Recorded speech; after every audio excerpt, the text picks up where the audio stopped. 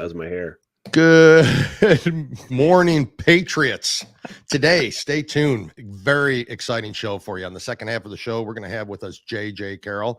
Who is he? He's a 24-year veteran of the Border Patrol, former senior agent, author, and now film documentary maker. We'll talk about his new documentary coming up called Treason. You're not going to want to miss that. But first, Kamala's claim on taxes. We're going to go into some details about that. CNN gets a great laugh on late night for the wrong reasons. Kamala Harris has a day one promise we're going to review. And then how her campaign has manipulated all of the headlines. That's so much more, Jim. And of course, another amazing fan-filled, fun-filled episode of what? From the studios of the Patriots Prayer Network, it is two guys, one coop. Wake the hell up, America.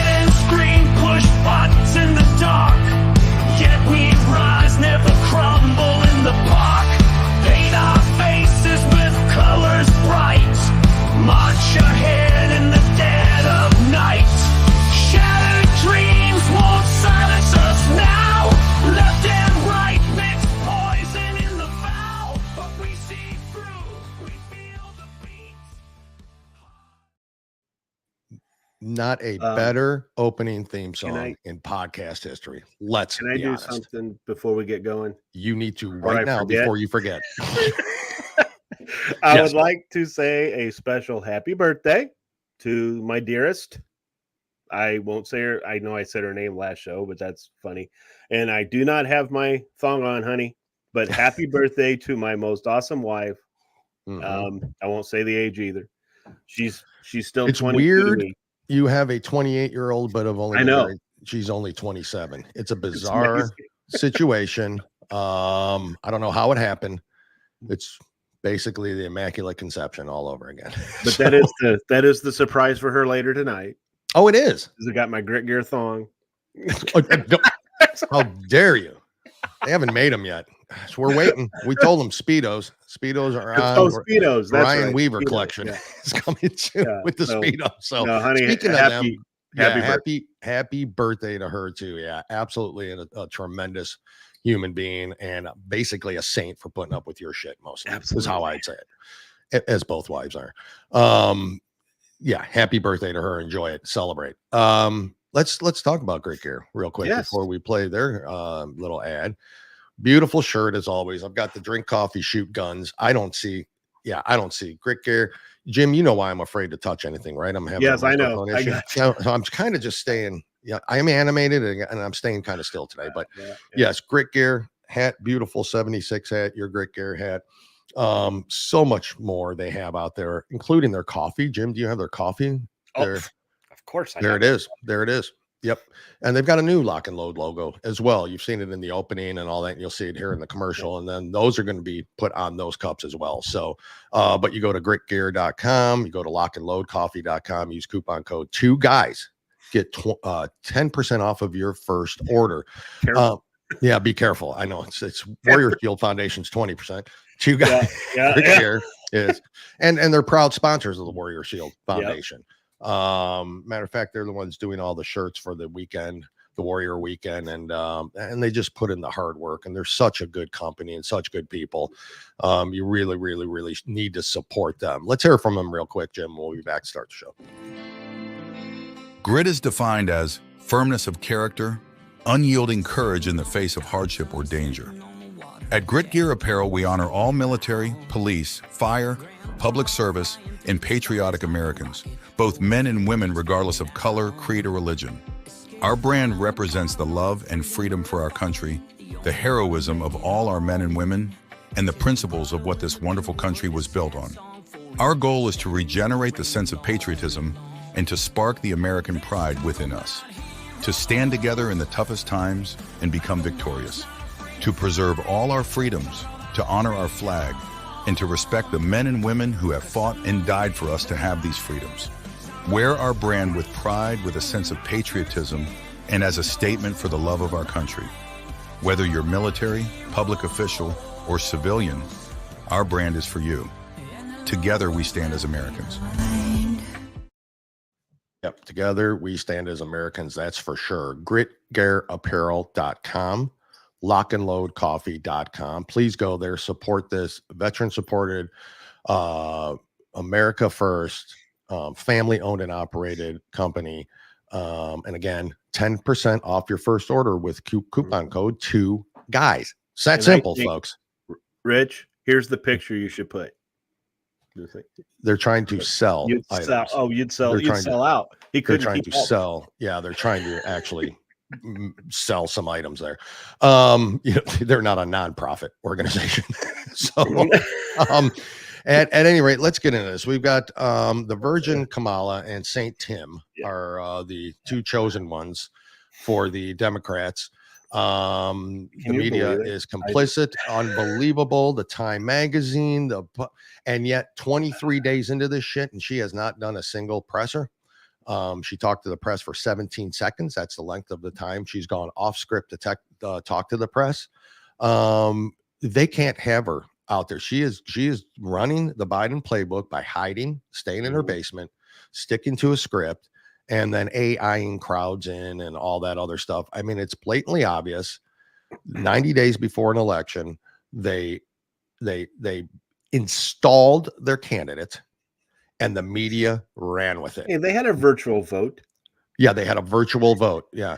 All the disenfranchised votes from the Democrats. And let's be honest, I don't care. I'm not on their side. I'm not like, hey, Democrats, but I'm not happy for you, as you should not be when an election's stolen. I'm just saying. Mm-hmm. So this has been the most unbelievable honeymoon I've ever seen by any candidate in the history of candidates. I don't see it. And it's only going to go up after the convention. Oh, that's it. I mean, she's going to get a bump there. That's right. They're having a party already. John Legend's there. They're all going to be there. Kamala's the best, You know why they have to have John Legend and all. So people will show up and pay attention. Yeah. It's absolutely embarrassing. But she does have, I want to play this real quick. She does have a day one promise that I think is very interesting. Let's hear what her day one promise will be, folks.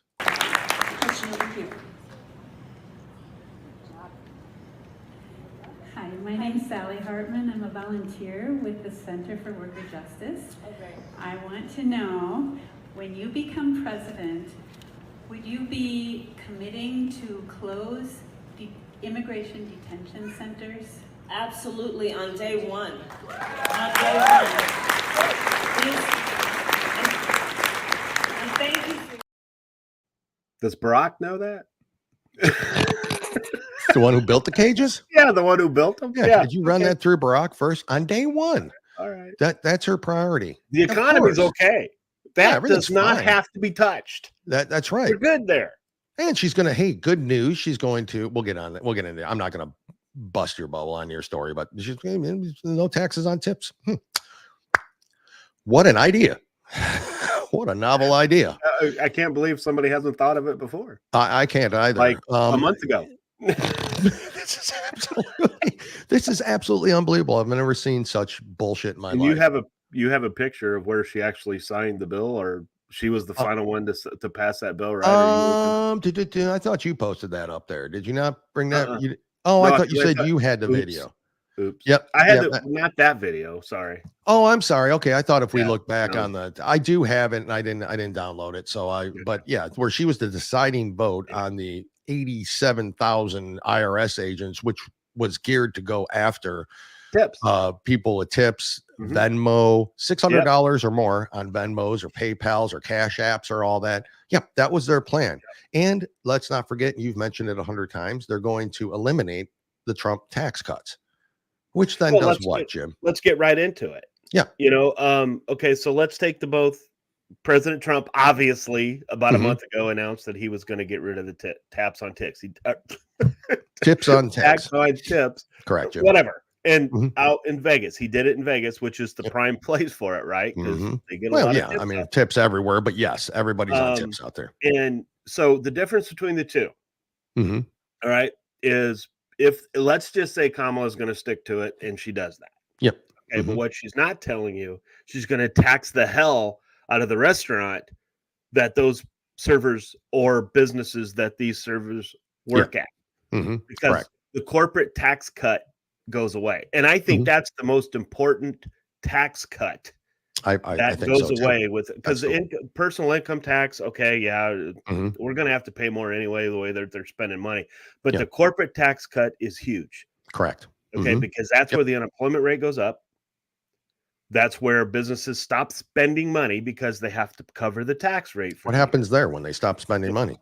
People lose their jobs. Correct. And so it's not going to matter. So, but President Trump is not going to do that. He's going to he's going to keep his taxes in place. That's right. Maybe even cut them even lower. Correct. Well, no tax on tips and all that, and on Social Security and all that. I mean, this is the important stuff. This is the stuff that matters.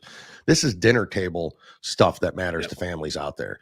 The puff pieces and the bullshit and the polls and the stuff that I think the media is completely lying about. There's no way in battleground states Kamala's tied with. There's no way.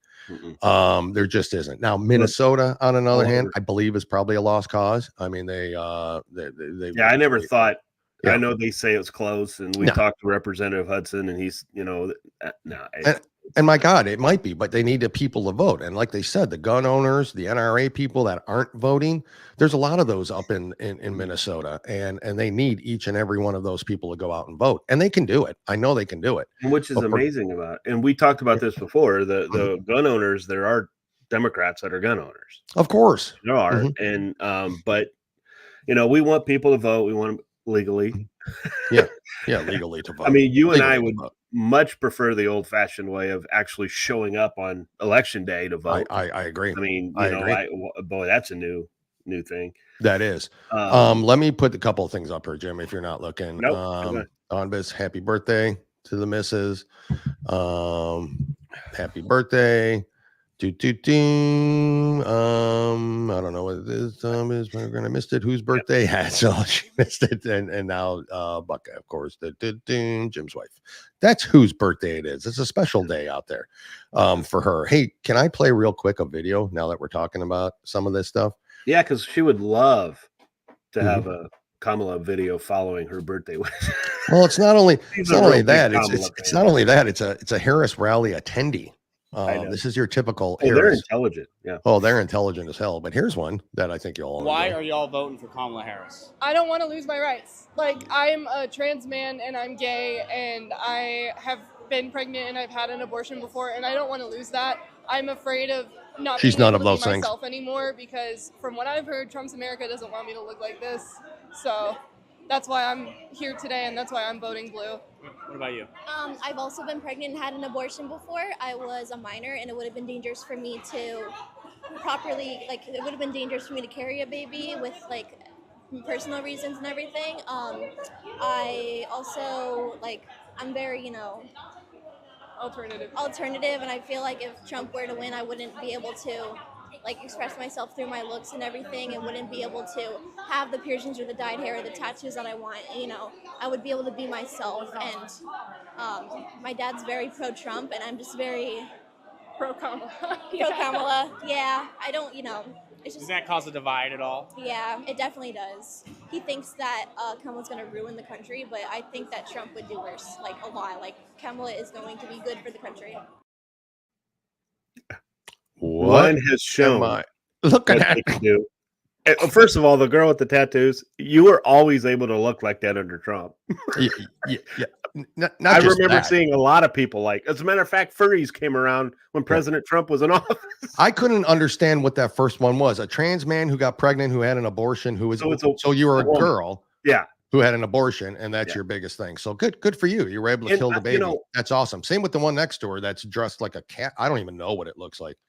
that's what I'm thinking. She was a cat. That's what I was thinking. Oh yeah, I mean, listen, there you have it. That's the voter. And the funny thing is, the everything they said was wrong. President Trump is not going to stop abortion. He never said that. He's never been full for non-abortion. He's never been that way. And second, that idiot that looked with all the piercings, you were allowed to look like that under President Trump, and probably did. But I'm personally, man, the way you look, get help. Because there's something wrong with you. Way. You're allowed there is something. My biggest thing about her, about Catwoman, was the fact that she couldn't have the baby for help for she just so this is her stumbling for for personal reasons. It just wouldn't have been safe. I mean, you were able to get pregnant. That's fine. You're allowed to go through the adult act of getting pregnant, but you couldn't carry the baby because that's an adult thing to do. So you just murdered it. I hope they look back on those. I don't give a shit what you look like. No one cares about your tattoos in person. Exactly. I don't care either. I don't. Nobody cares about it. If you were to walk past me, I'd say, "Wow." In my head, she's weird looking. I go ahead and dress that way if you want. That's you. Good luck getting a job. I don't know. That's your life. Going to ask you. Who's hiring? I know this may not sound right, but do you think either one of them have a job? No, I don't think so. And that's why they're too busy getting pregnant and having sex changes and having abortions. You can't fit a job in the middle of all that shit, Jim. You can't. That's just there's too much going on in their lives. So, they're voters, people. So, anyways, I wanted to kind of get into that. And Jim, what do you got here, real quick? So, I know you've got something you want to talk about. That I gotta. Well, let's watch this first and then come back. Oh, okay. We got okay. One. Yeah. Is that okay? Go on, Jim. Yep, Trump has kind of been thrown on his heels by this, and he's not really sure how to go after Vice President Harris. He knew his attack lines on President Biden. He really has struggled with how to go after someone who's 20 years younger than him, who is a different gender, a different race. It's kind of been this moment where he has not been able to coalesce around a single attack line. I know you guys are objective over there, that you just report the news as it is. Oh, I know. CNN makes I know. Was that supposed to be a laugh line? I wasn't supposed to be, but I guess it is. He really was serious in that statement. When you have an audience like Steve Colbert, they all watch CNN. Yep. And they even laugh. They thought that was I'm not objective. Yep. And it wasn't meant to be. Who said President Trump doesn't know how to go after Kamala Harris? It is about the easiest damn thing to do. All you got to do, point to the border, point to her policies, point to California, point to the country under her. And Martin, what really is funny about Kamala, and if you go out and watch CNN, because that's one of the reasons I wanted to point this out, go out and watch CNN. They talk about how great of a attorney she was, prosecutor, all this stuff. But they didn't get into the people that she let go. No. They didn't get into that stuff, which is the point. She's very progressive, has always been progressive all of her life. But it was kind of funny that because he was serious. You're right, Dale. He was dead serious about you guys are objective. Now let's be honest. Said that with a how straight many word. Networks are completely objective? All right, we're not all of them are 100% completely objective, except if you watch Newsmax, if you watch Fox, you see the other side's point of view. You have them, okay? You have their point of view. You don't have to agree with them, but we're objective, Jim. To a point, we're objective. To a point, but not everybody's completely objective. But CNN, you're done. You're gone. You're done. That's why you're losing viewers. MSNBC, that's why you're losing. Look at the viewership that goes up. Newsmax has gone up, and Fox continues regardless to go up. And OAN, if people would choose to show them, they would go up. And what's even bigger is X, obviously. what's even bigger is X. So that's where the people are getting their news. That's where people are getting their stories. They're getting them from podcasts like ours and podcasts like ours on the Patriots Per Network. Those podcasts. That's where you're getting the news, and I'd say objective, because I generally dislike Mitch McConnell almost as much as Chuck Schumer. Right. Yep. I think Kevin McCarthy, I think he did a shitty job as Speaker of the House. I didn't like that.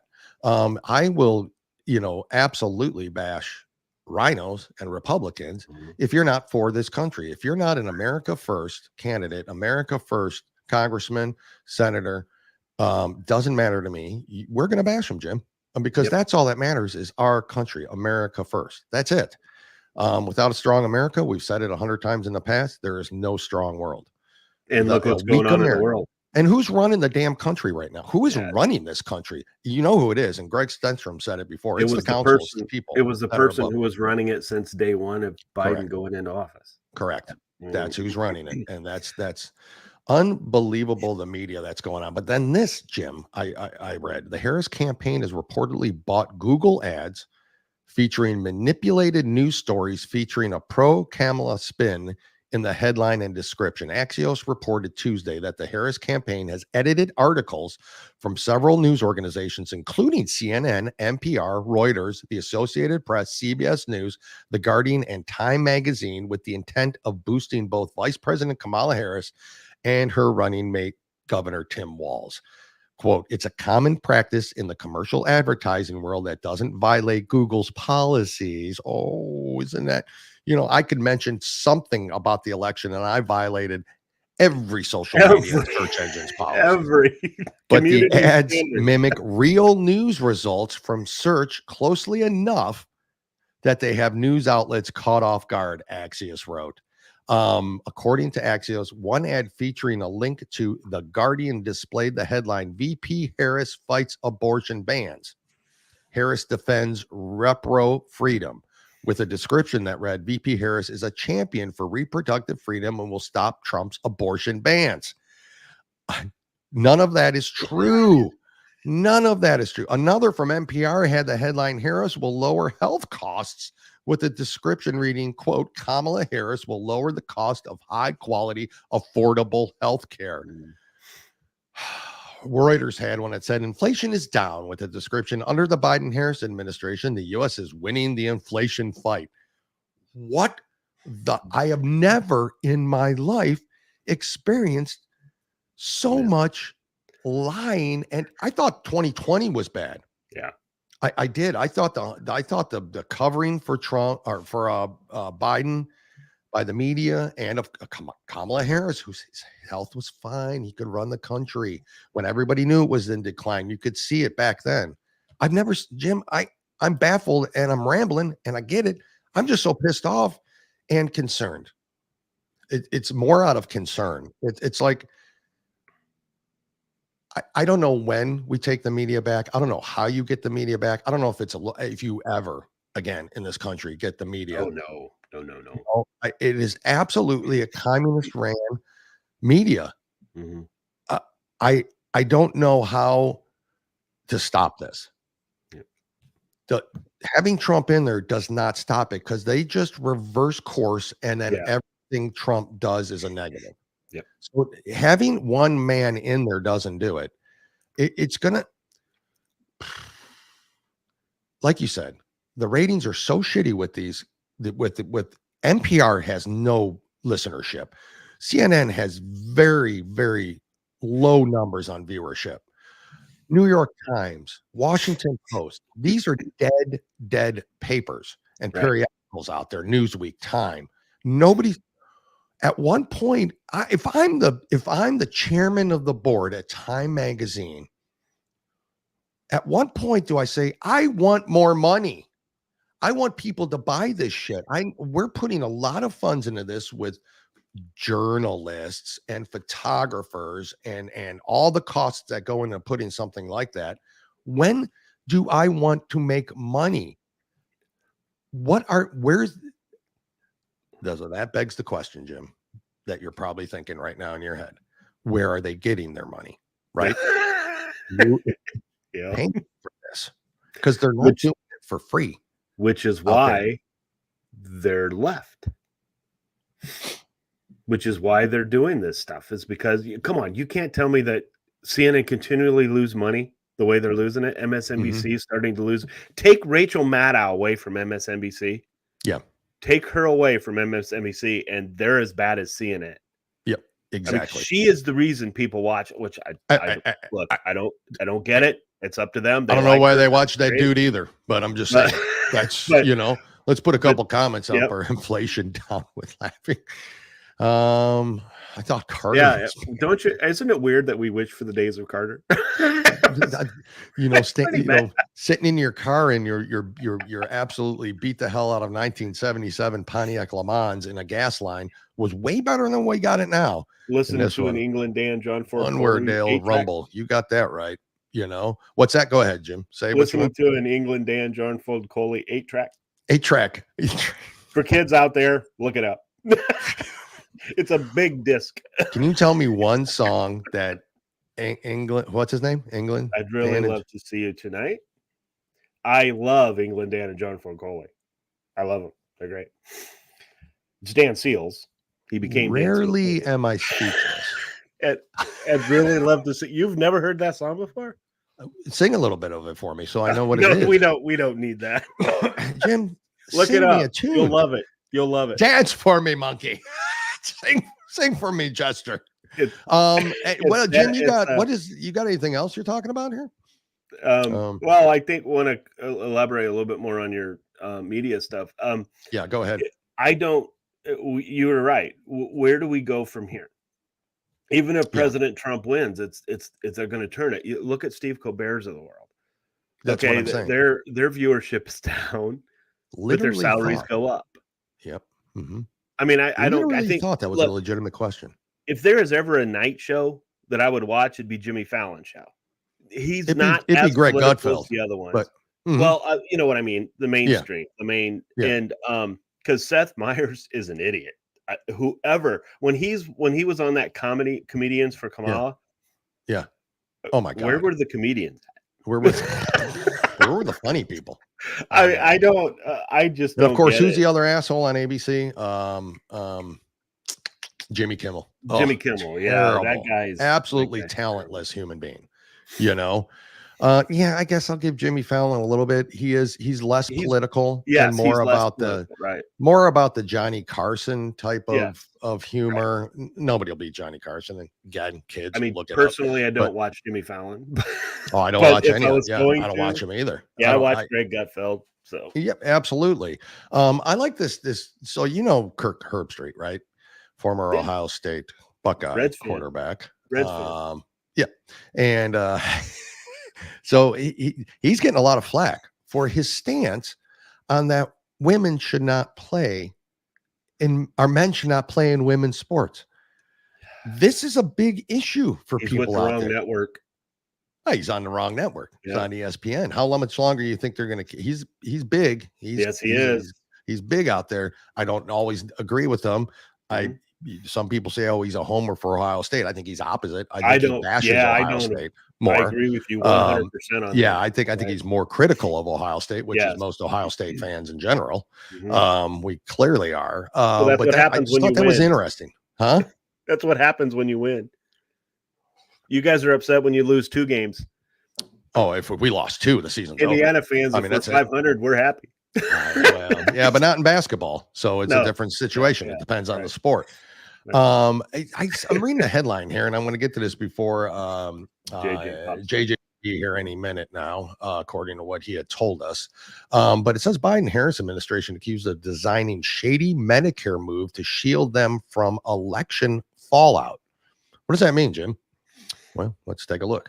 It says here that it's a move critics say is designed to shield the Biden-Harris administration from election fallout. The administration has leveraged taxpayer funds to mask upcoming increases in Medicare premiums. Now, weren't they just saying they're going to lower your Medicare costs? We did a story on this a few months ago, saying that President Trump did more for Medicare than Biden did.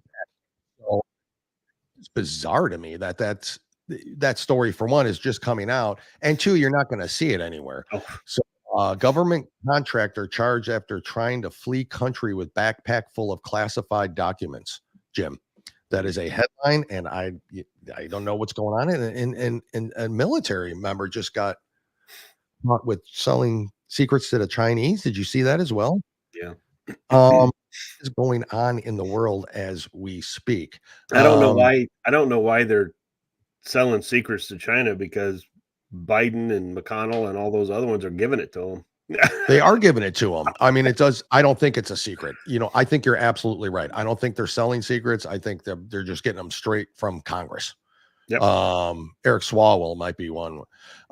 This is an interesting headline. Anti-Trump pollster Frank Luntz stuns CNN panel, admits Trump is winning over union workers like no Republican in decades, which begs the question, what is this UAW crap and the labor charges? I have to dig deep into that to see what it entails. Yeah, I saw a blurb the other day, and I don't know. They're trying to get their, see, the thing is UAW, the heads of UAW announced their support for Kamala and Walz. Okay. Yep. Correct. But the union workers, that's what I'm saying. They haven't the so union much workers done that. Themselves. Yeah. The union workers themselves. Correct. Guys. And this, President Trump is going to take more of a percentage. I'm not saying half. I'm not saying all. He is going to take a lot more from the unions than Republicans ever have before. Correct. He's going to take a lot more from the black vote as ever did before. Legal Hispanic vote. Women vote. Correct. Kids. Okay. Now he's not going to be 50%. I'm not saying that, but he's taking more percentage into the Republican. So when you add all that together, that's why you need these illegals. Sorry, JJ was ready a while ago, but he says he didn't get the link and he gave me a new email address. Okay. So Jim, do some talking or something while I take care of this here. Everybody wants to hear that. So well, I got to send him the new link. So I got to send it a little bit on we talk about Walz and Kamala Harris. They're always trying to, especially now when they're trying to make them look conservative, right? Or moderate. Correct. They're not as liberal as what they were, even though now we're seeing things. And we want to talk about that. I think I'm going to try and talk about that next week, where Walz now is Muslim Brotherhood. Yeah. And, well, we all know a president that was pro-Muslim Brotherhood as well. We do. So some scary things coming out about Walz that, by the way, you won't watch on CNN. So, Buckeye, you're correct. Rumble. I guess podcasts are the only way to really get some truth out there, and I know people are going to turn around and say, well, we don't tell the truth, we only tell our side, but if the left give us something positive to talk about, I'd be more than happy to talk about it. Correct. How the media is painting these two as moderates, it's amazing. It's unbelievable. It's absolutely unbelievable. They're painting them as moderate, and then just that, I've never seen so much ass kissing in my life. This is unbelievable. What's going on, Jim? I'm going to play. Let's hear from Grit Gear again real quick. Yep. Yeah, let's do that. And then hopefully we'll have JJ here. I just sent the link. So Grit Gear Apparel. Let's hear from them, and we'll be right back as soon as I can find that, Jim. Where is it, Jim? Do you need me to do it? No, I don't need you to do it, Jim. Producer. I'm a grown ass man. There it is. Be right there. Hold on. Grit is defined as firmness of character, unyielding courage in the face of hardship or danger. At Grit Gear Apparel, we honor all military, police, fire, public service, and patriotic Americans, both men and women regardless of color, creed, or religion. Our brand represents the love and freedom for our country, the heroism of all our men and women, and the principles of what this wonderful country was built on. Our goal is to regenerate the sense of patriotism and to spark the American pride within us, to stand together in the toughest times and become victorious, to preserve all our freedoms, to honor our flag, and to respect the men and women who have fought and died for us to have these freedoms. Wear our brand with pride, with a sense of patriotism, and as a statement for the love of our country. Whether you're military, public official, or civilian, our brand is for you. Together we stand as Americans. That's right, folks. Together we stand as Americans. Jim's got his little army men. They come with every order. With every shipment, you get army men. Yeah, you can have a full So force. if you here get pretty soon, enough, my friend. if you order enough, you can have battles with each other. Yep, Remember how we yep. used to do that with golf balls? We used to. I do roll them and remember knock that. them over and I do yeah, so remember that. you get with every order, you get one of these. It's kind of That's cool. right. I've got 4. Gritgear.com, lockandload.com. Use coupon code 2 guys. You get 10% off your first order. Before we bring JJ up, let me tell you a little bit more about him again for those who may just be joining the show. He's a former senior Border Patrol agent with significant experience in border security and immigration enforcement, known for his hands-on involvement in securing our United States border. JJ has become a respected voice in the national security discussion. He is now directing his expertise into a new documentary titled Treason. We are going to get into all of that today, and I want to play you a little trailer of that real quick before we bring him on. Jim, I am going to present that now, and we'll be right there. I'll do that, Jim. All right. Hold on. A journey that's going to prove that Joe Biden and his administration are traitors and they have committed treason against America. I only have one question for you. But before I ask that question, I want to take you back in time. We're going to transport everyone back to January 19th, 2021, the day before Joe Biden takes office. And I'm going to stand before you and I'm going to say I came from the future 4 years from now. And I'm going to tell you what this man's going to do. First day in office, he is going to sign 94 executive orders to eviscerate every immigration policy Donald J. Trump has put into effect. He will take a border that was the most secure border in American history and turn it on its head. Within 4 years, Joe Biden will have arrested over 12 million people. 250,000 of them will be special interest aliens, which in other words, in layman's terms, terrorists. They'll be arrested and released. Since the time he's become president in the 4 years, Joe Biden has created the world's largest child sex trafficking organization in modern history. He will have arrested and released over 500,000 unaccompanied alien children called UACs. Their ages are from infancy to 17 years old. They just released them to a nation that is the #1 consumer of child pornography. Connect the dots. Our government is destroying America from within. I will not stand by and allow it to happen. That's why I'm going to go to across the nation and I'm going to show you the manifestation of this treason. You're going to see crime that you can't even fathom. You're going to see a degradation of the social benefits and welfare for American citizens being ripped from them and given to illegal aliens. You're going to see cities like Chicago, New York, Boston, Philadelphia, and you're going to see them divert tens of millions of dollars. In New York City, they're going to divert almost $12 billion for illegal aliens. The city of Chicago has brought to its knees social welfare, murder, crime. You can't imagine hundreds of millions of dollars for illegal aliens, and I don't care about my residents. They can all pound sand. We are living in a world where our government hates us, and I'm going to go on a journey, and I am going to prove it to you. And the question I have after all of this has been done, if everything I tell you is the truth, and it is, do you call Joe Biden a patriot or a traitor?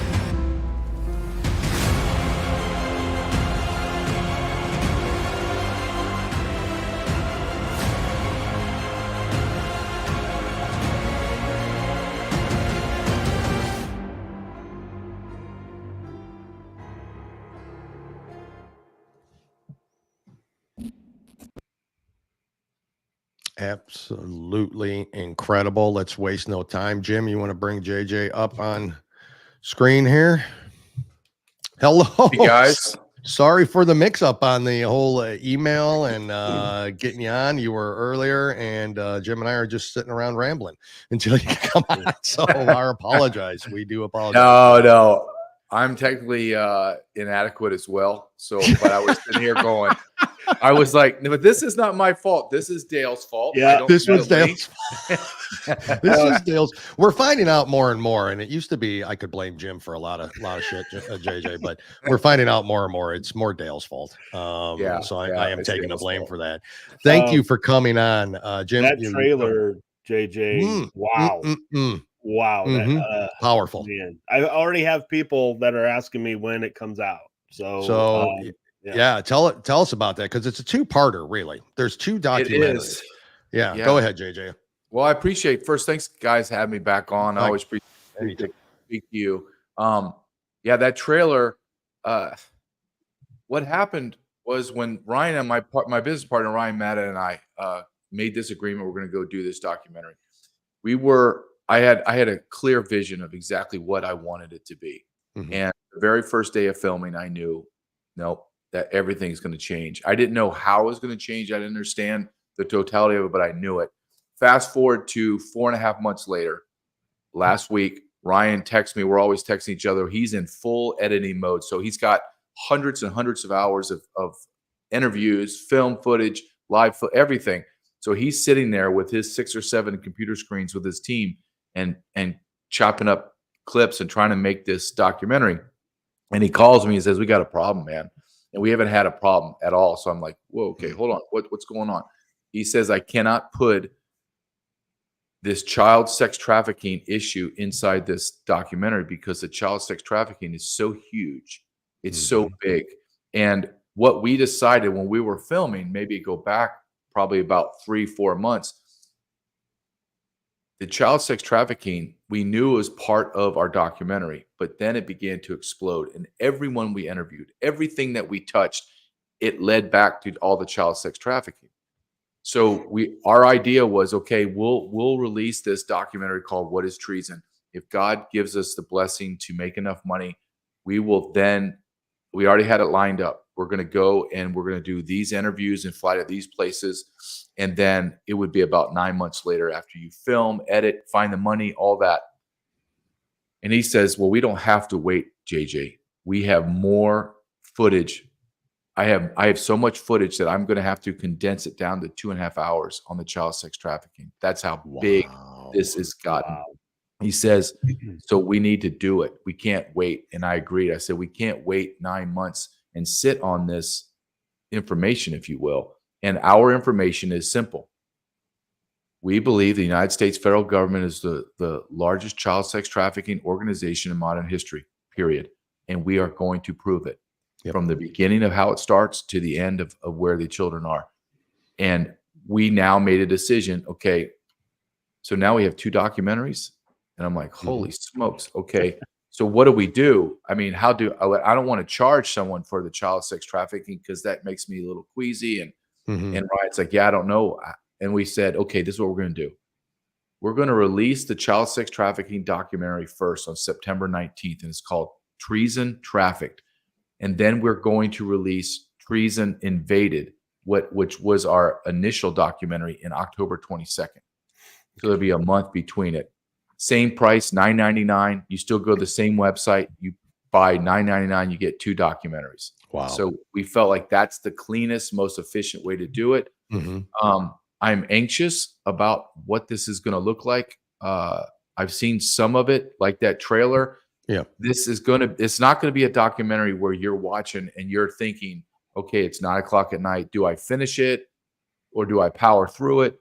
I believe, from what I've seen and what I know Ryan's doing, I think when you're going to get through it and you're going to go, "Oh my God, that was 2.5 hours. What?" Yeah. Or you're going to feel like, "What did I just watch? I can't believe that I just saw this." I don't believe anyone's going to sit there and go, "I'm tired." You're going to be riveted. Yeah. The second documentary will be 90 minutes to 2 hours.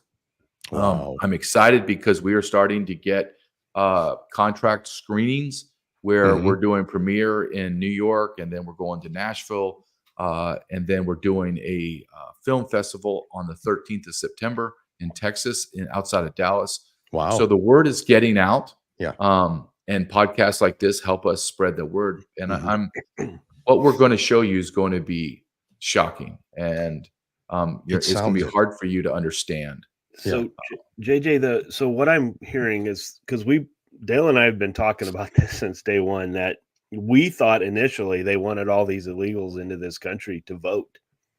But now what I'm seeing, what I'm part of it is you make a great point, is it also to help with sex trafficking? Is that another reason why they did this? Because you have to keep thinking to yourself, why a country like ours has a secure border, then we open it all up, and all these individuals come in, and you talk about it on your. It's amazing to me. So, is it the votes? Is it the sex trafficking? Combination of both? What is your opinion on that? My opinion is this: I believe that they decided to make illegal immigration the vehicle or the weapon to destroy America, to fundamentally transform her. And they were going to do it by demographic shift and by voting. And you say, well, that's absurd. They can't vote. Well, yes, they can. Yeah, they can. Because the NGOs have signed them up, registered them to vote as they come through the border. They go through the NGOs, they register, and you say, well, they can't read. They don't know where to vote. And I go, you're missing the point. So I have, let's say I have 10,000 illegal aliens go through NGO in San Diego. I just registered 10,000 people. Their mail-in ballots are going to come to the shelter, and then I'm going to fill them out. So you got to understand, it's by the millions, not tens of thousands, by the millions of votes, and they place them wherever they want in America. Now, you say, that's a great point. Well, did they do this intentionally with the child sex trafficking?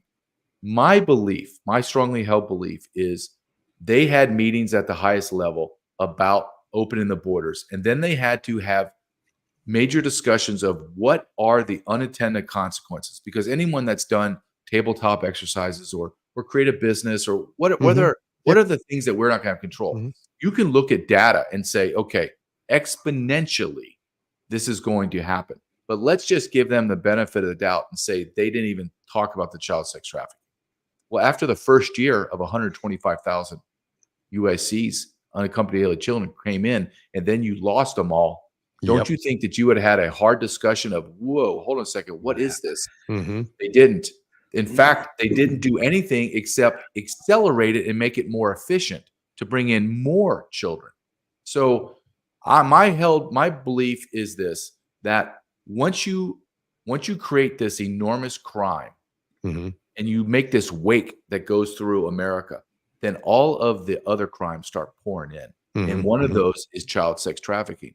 Now, would I be shocked if they purposely did this to increase the number of children coming in? No, I would not be shocked at that, because once you know and see what I've seen and spoken to the people I've spoken to, they all 100%, nobody is like, well, I don't know, JJ, like they're screaming at me. Yes, they absolutely believe that this is intentional and strategic, that the United States federal government is the largest pimp in the world, and they are sex trafficking children by the hundreds of thousands, and they have no idea.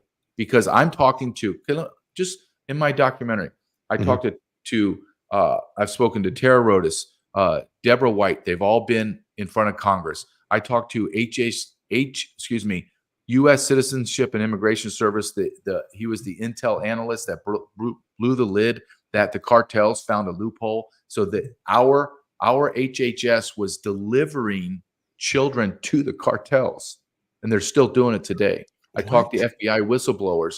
I talked to CIA operatives. I've talked to everyone. I've talked to people inside the NGOs. I've interviewed everybody, and everyone says the federal government is sex trafficking children. There is no other explanation, none. And let me just say how. So that's a big statement. The cartels are found loophole. Let me explain what that is. Okay. So let's say I'm Sinaloa drug cartel, and now I'm full invested into the illegal alien, especially children. So I will bring that child or children up to the border, and I will pin a piece of paper or cardboard. It says my name and the address where I'm going. I push that child over the border. He's 5 years old. I've been raping them at nauseum on the south side, but I push them across. Border Patrol gets the child, puts them in the database. Within 72 hours, per the Flores agreement, we have to give them to NGOs. NGOs then see where the child is, and then they deliver that child to where the cartels told him to. Who do you think's on the other side of that arrangement? This other cartel. And then the cartels now have a stable of children that they just sexually pimp out. But our federal government knows this. I know they know it because I've seen the congressional testimony. I've listened to the men that have lost their jobs because they're under the Whistleblower Protection Act, and they got fired. Crap. It's bull crap. And then everyone says, well, there's not a lot of people coming out to blow the whistle. Of course not. They're all being fired. That's right. So this is just one small piece of the totality of what I'm dealing with. But what I realized, Ryan and I realized when we were filming this, we would just be like, the pedophilia it's the thread that runs through everything. Dear God, how big is this? Look, let me give you an idea how big this is, because even I didn't know. Like I dealt with child sex trafficking on a limited basis prior to Biden coming in. Once Biden came in, I saw the manifestation of thousands, tens of thousands of kids being arrested and lost. But even then, I didn't know. Right? It was new. So I asked these CIA operatives that run child rescue organizations, very prominent FBI whistleblowers that did child sex trafficking. And I said to them, okay, I'm president, and I now made you the czar over all this. But I want it eradicated yesterday. Like I want it done. There's no triggers. I want it done now. And the money's not an object. Personnel's not an object. Tell me how many people you need right now, law enforcement officers. And I sat there and I was thinking, okay, he's probably going to tell me about 25,000. Okay, I'll give it to you. He said, I need 500,000. And I said, what did you say? He goes, I need 500,000 to start. And then once I get a better handle, I'll tell you how many more I need. I said, okay, hold on. I said, there's only 660,000 law enforcement officers, state, local, and federal in the whole country. You're telling me it's 500,000? And every person to a man said, JJ, you have no idea. You have no idea how big this is. None. He says it permeates through society, American society. Do you think we're the number one consumer of child pornography in the world? Wow. We are one of the top nations in the world that buys sex for children, meaning physical cash transfers and children come in. Where do you we have an appetite.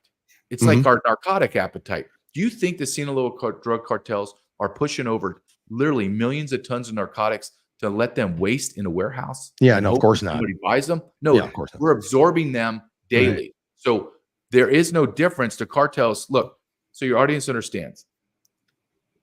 Drug cartels never got involved in human smuggling because it was a dirty, lower class business, and it was the profit margins were not high enough, and you had to deal with humans. Where I have a product, I'm just delivering products like Amazon.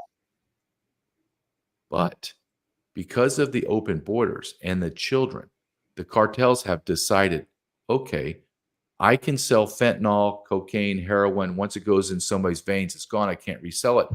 But dear God, I can resell this kid thousands of times. Correct.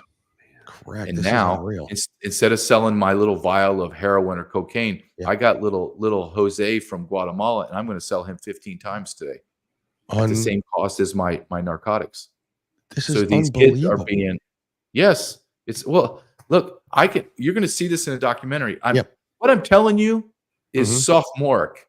It's like the tip of the iceberg to go down. Look, these interviews that I did, I was interviewing people at 4, 5 o'clock in the morning from all night, meaning I was interviewing people that took 2 hours to 5 hours of interviews, just sitting there nonstop, just talking, because the depth of corruption is so immense that it is so hard to wrap your brain around. I was going to say, can people wrap their brain around it at all? I'm having trouble wrapping it around because not because I think any of it's not happening.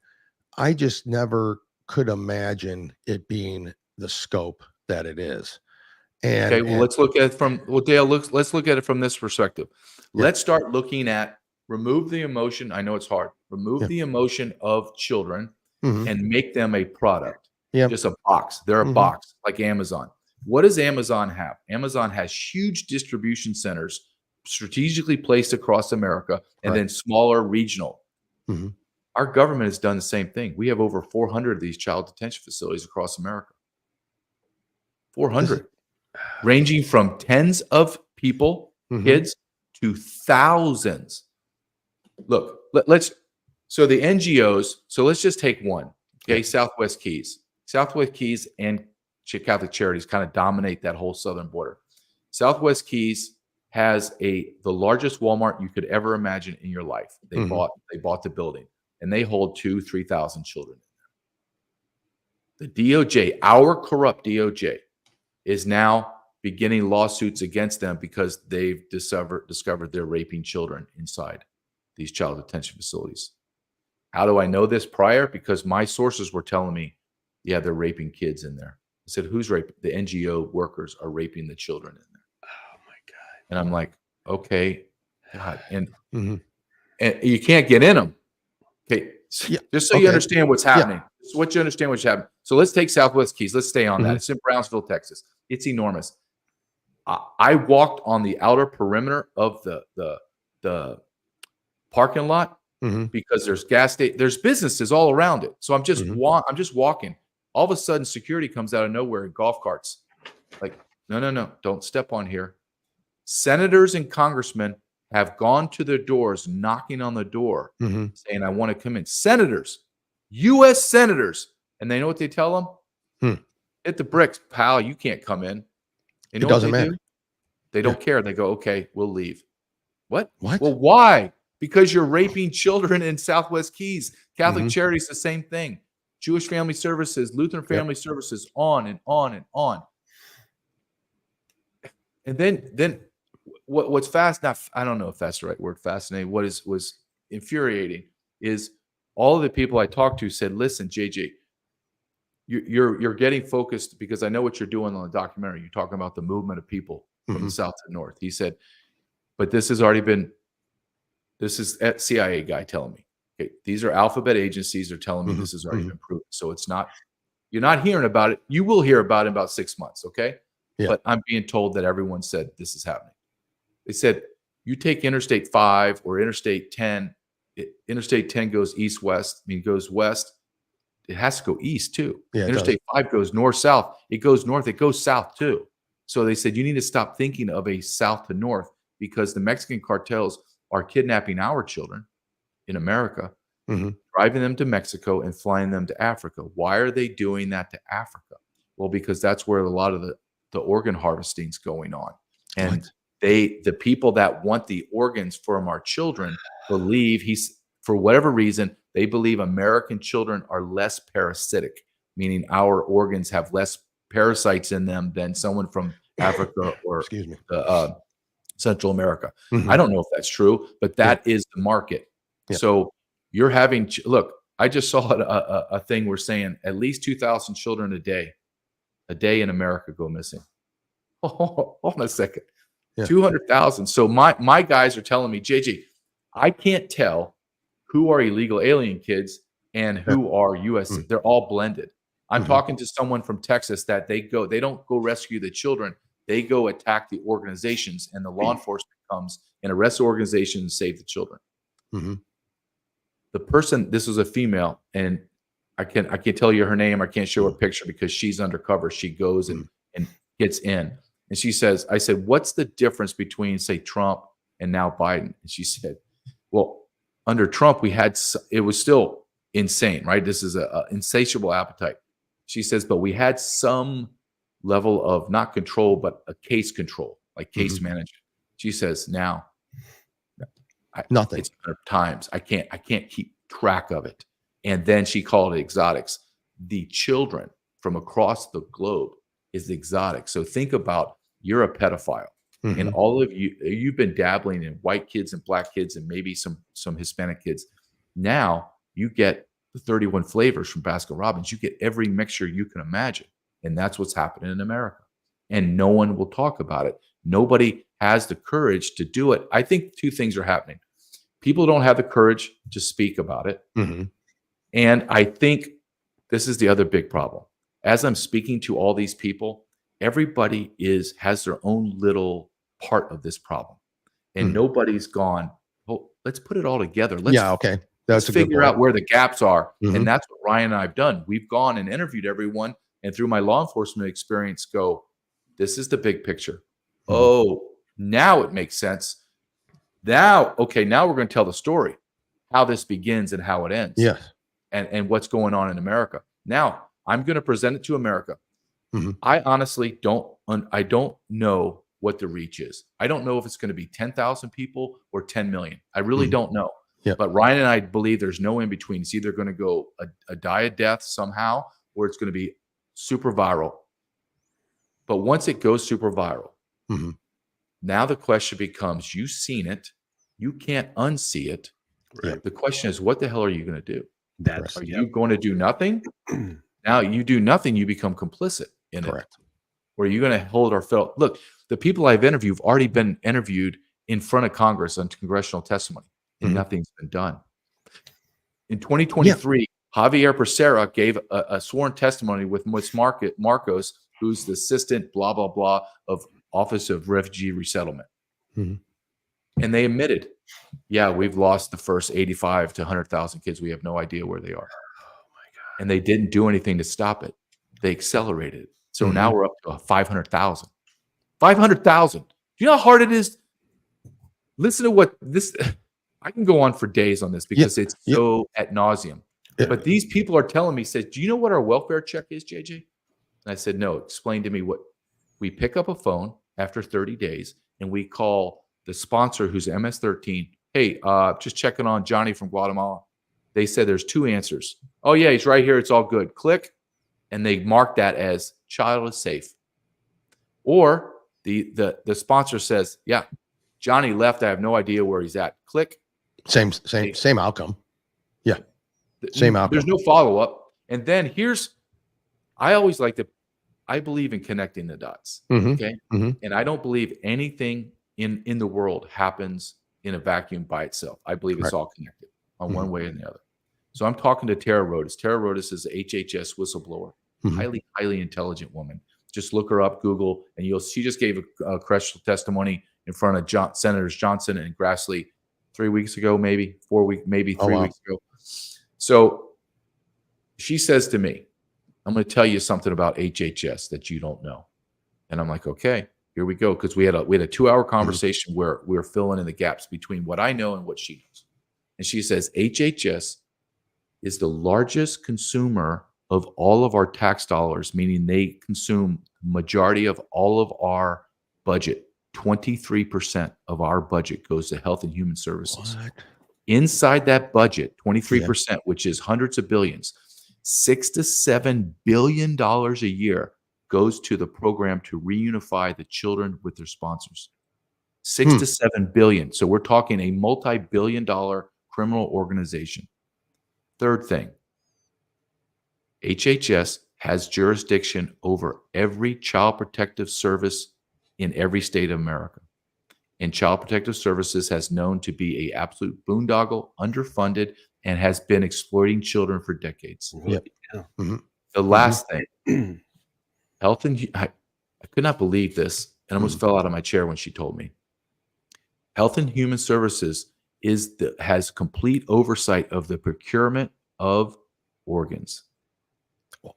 All organs. Whoa. So you're talking even so let's just say, for instance, the example of you're an organ donor in a hospital. That the normal procedure, like you would think, but the harvesting of organs and the financial gain from that would be enormous.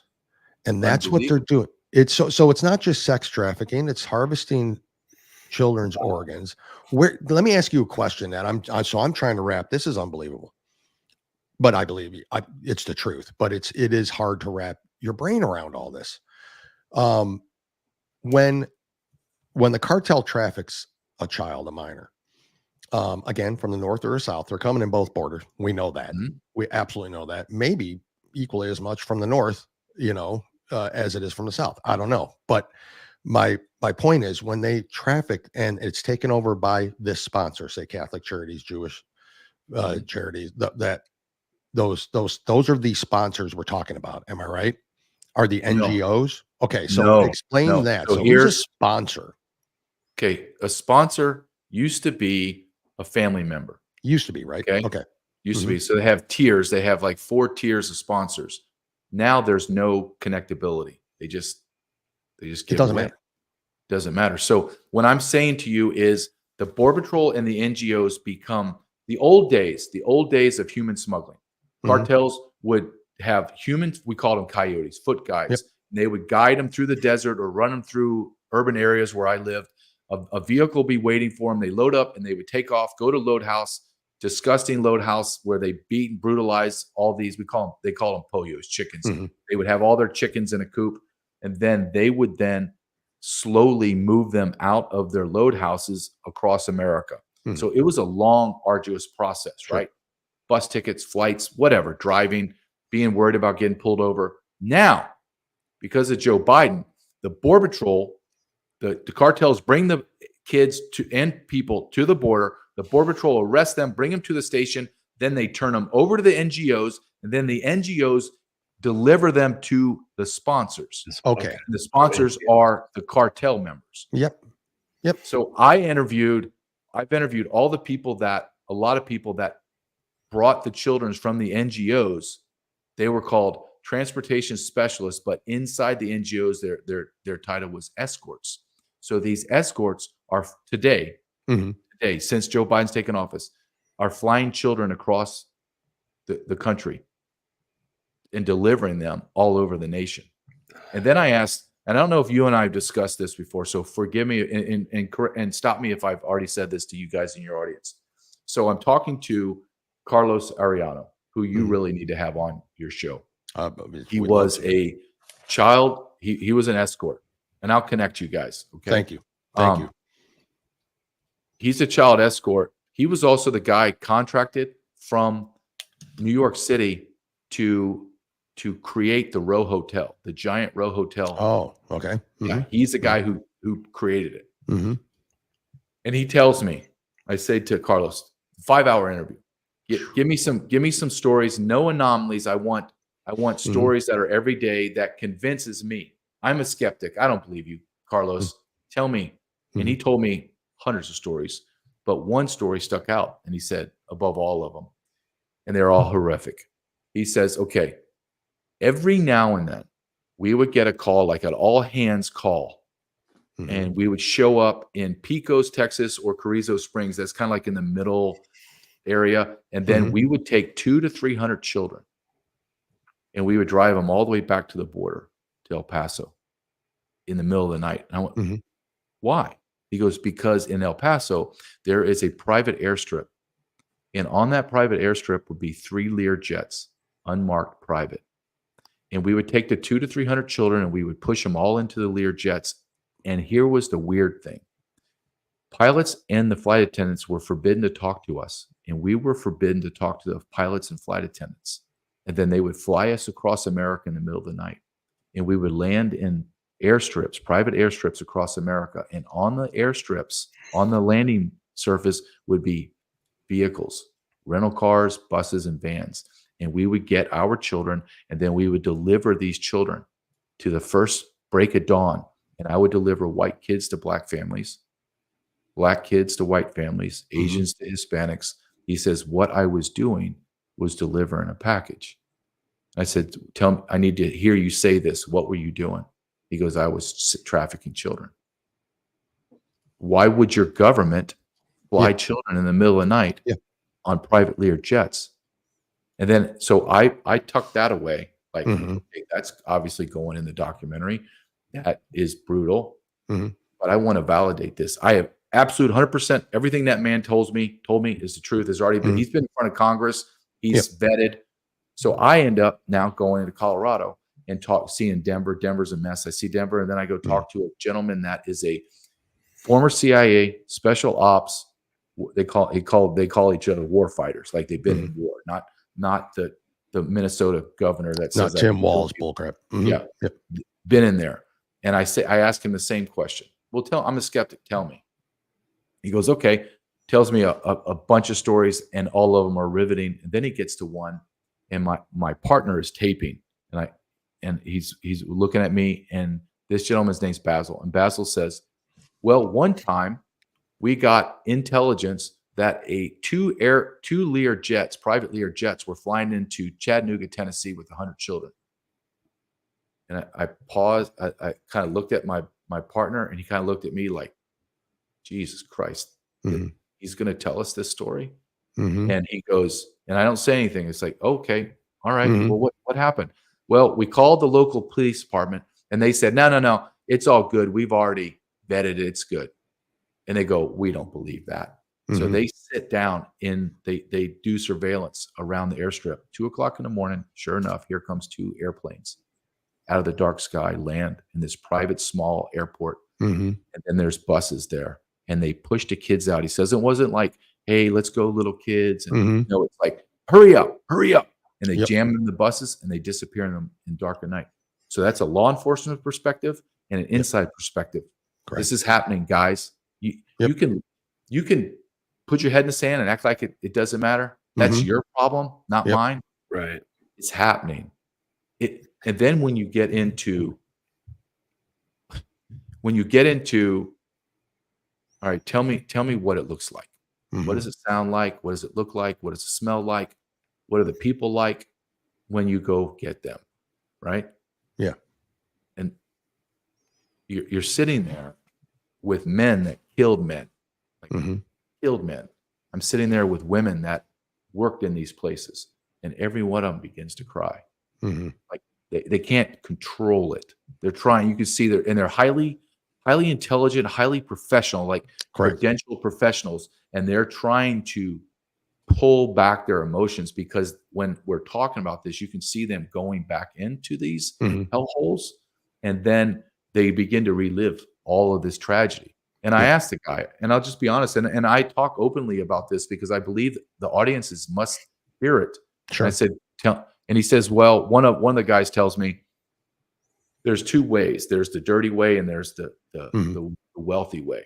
I said, okay, well, tell me the dirty way. He says, these are the kids that get sold or get kidnapped, and then they're literally in basements, and they're chained or tied to like a dirty mattress. And then that person will go down and rape the child over and over again, film it, sell it, or share. They like to share their films, or they Jesus. will sell the child, and more people will come in.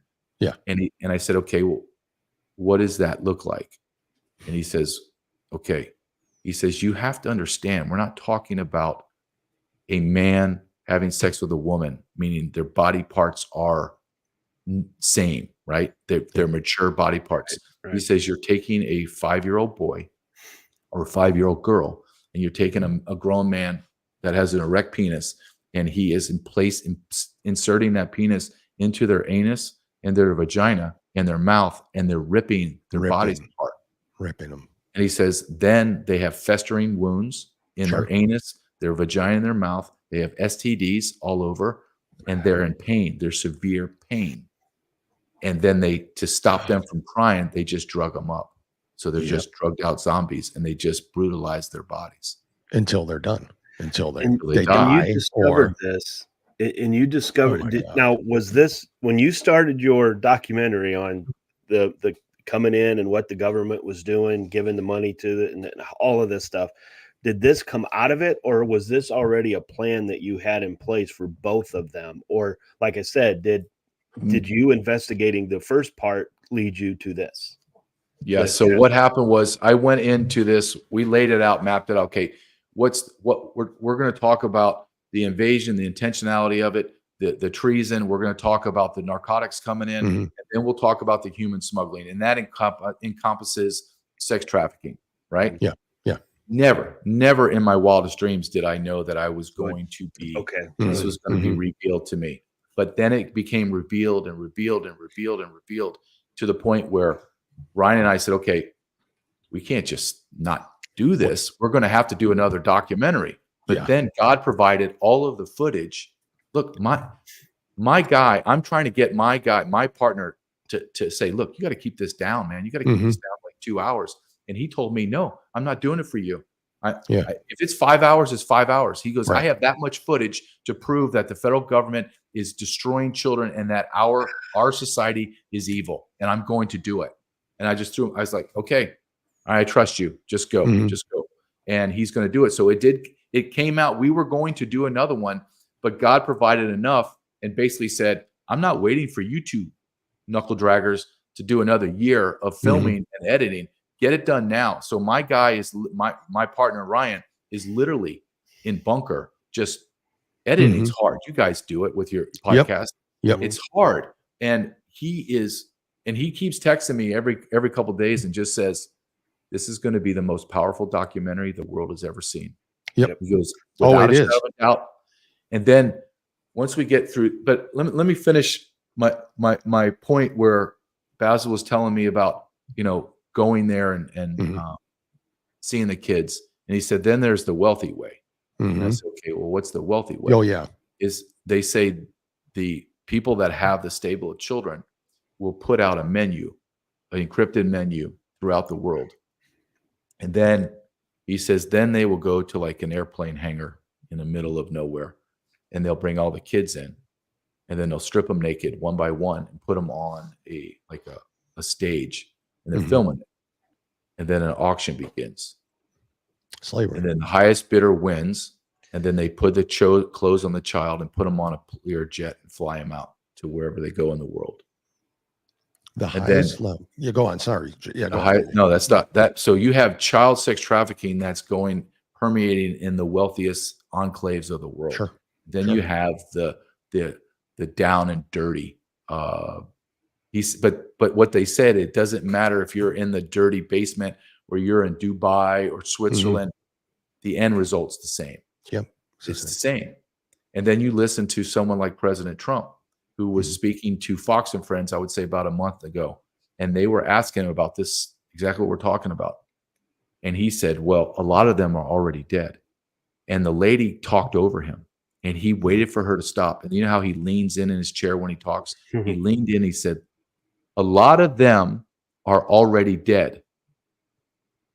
They didn't even have the intellectual ability to go one step further and say, okay, hold on a second, Mr. President.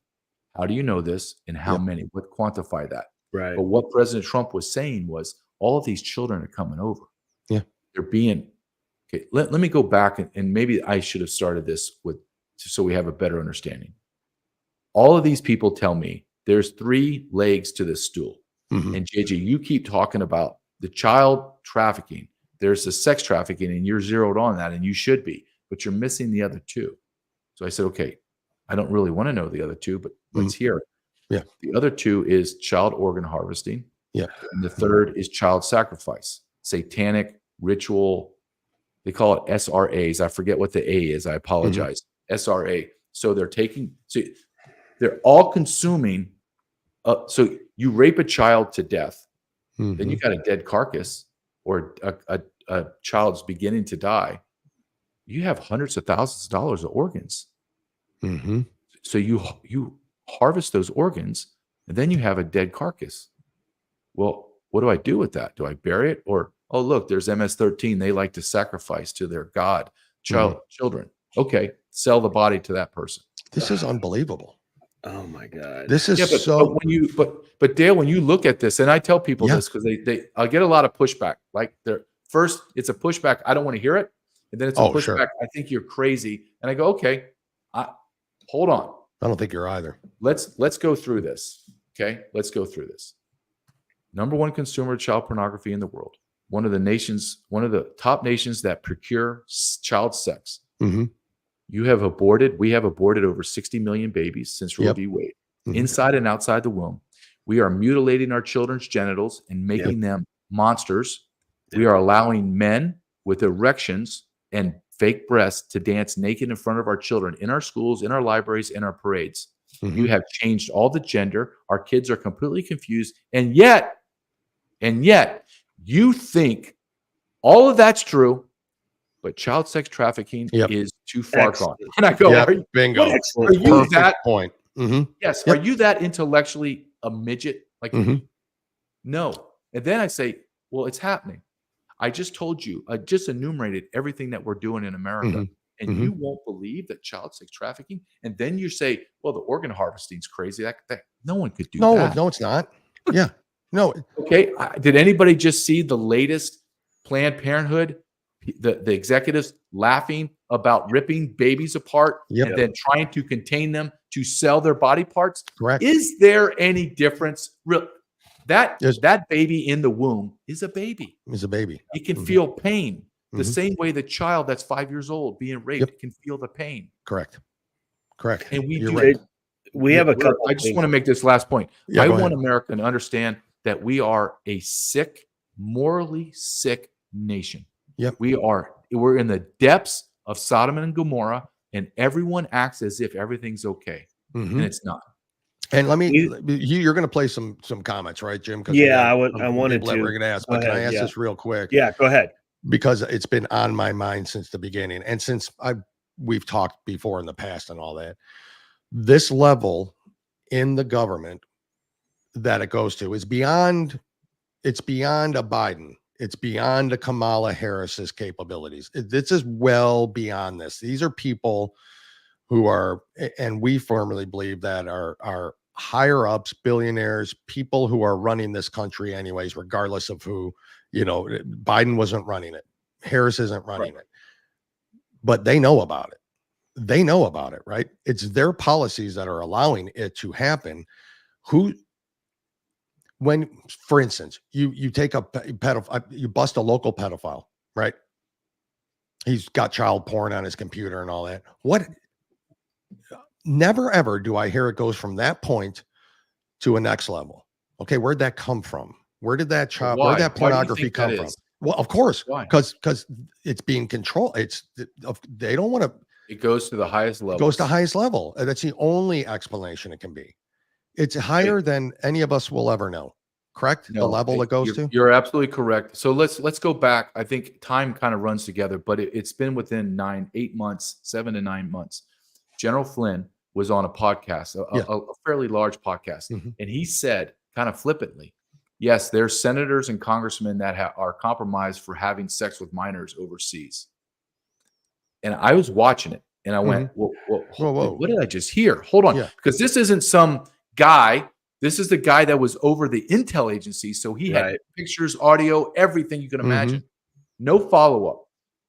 Luckily for me, I interview people that I would characterize them as his lieutenants. Like they work around him, with him, and like they're involved in. And I asked him, I said, look, I'm very angry about what General Flynn said because there's no follow-up. I said, I have two questions. First is that factually true? Are there senators and congressmen? And they looked me dead in the eye and they said, that is 100% true. Believe it. And he says, and you need to understand, this is congressmen, plural. This is senators with an S. And they said, and you need to wake up and realize it's presidents with an S. And I said, okay. And then he said, my second question is, why won't you name names? Yeah. I don't believe the response was adequate, what I wanted. However, I could see their point because they're telling me from a law enforcement perspective, just because I discover and I show America that this man's a pedophile, if there's no apparatus in place to punish him or hold him accountable, should I do it? Or should I wait till I have the apparatus in place to make sure that person goes to jail? I can see that on some level, but on another level, I cannot. I agree with you. Say if I knew, look, but can we just be honest and talk about what is in front of our face? You have a President Biden who is a pedophile and a sexual deviant. There is no one.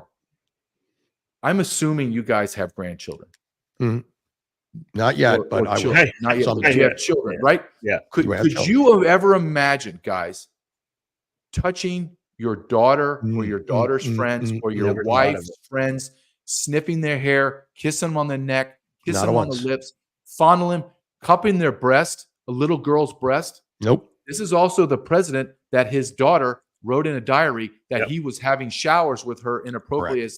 This is also the president that when he was vice president, a Secret Service agent pushed him to the ground and was going to jump on and begin to punch him because he was fondling the Secret Service agent's wife at a party. Yep, correct. It's documented. So my point is simple. They are so emboldened. They have parades, dancing with children. We're allowing them into our schools. We have counselors that are transgender. We're saying it's all okay. We have a president that's in our face. You have the Olympics that did it and said, hey, I'm doing satanic thing. I'm mocking your God. And guess what's right next to me? A little kid. So go pound sand. We're going to rape and pillage kids all we want because you know why? Because we're winning. And that is what's happened. They are winning. They're winning. Shit, Jim, play some comments here. Yeah, I wanted to. This is a good one right here. Yeah, this is one of our sponsors. How do we get Mhm. involved? I mean, I know we buy your documentary, definitely. Don't beyond that. even buy my documentary. Don't even buy my. I don't give a rip. You do. I'm okay. I'm going to answer the question, but I'm going to go just side direction real quick. Mhm. So people will say that to me. Well, you just want me to buy your documentary? I'm good. No. Hey, hold on a second. Do you think that I'm enjoying this? No. Do you think that I get pleasure out of this? No, I'm not saying you. Jim. Right. I'm not saying you. I'm just saying the normal person. I just want everyone to understand. So when I get done talking about this and going on my trips, I just want to effing go away, man. I don't want to talk about this shit. Mm-hmm. I don't. I got a 12-year-old now, a 13-year-old son. You think I want to? What? What I want to do is I want to go find them all and I want to cave their skulls in. And I want to I'm going to resuscitate them again so I can kill them one more time. So what can you do? Here's what you do. And this happened, Jim. This happened to me, I want to say 3 months ago. This is time kind of blends in. So you remember Laken Riley that got her head disfigured, her skull disfigured? So up to that, I've been doing this about 18 months now, right? Maybe not even 18 months, but for about a year, people would ask me, what do I do? What do I do? And I would say, literally in speeches, in podcasts, wherever I was, I would just say, I'm going to be honest. I don't know. I don't know. The elections are rigged. You can't vote in people. It's the whole, you have to burn it to the ground.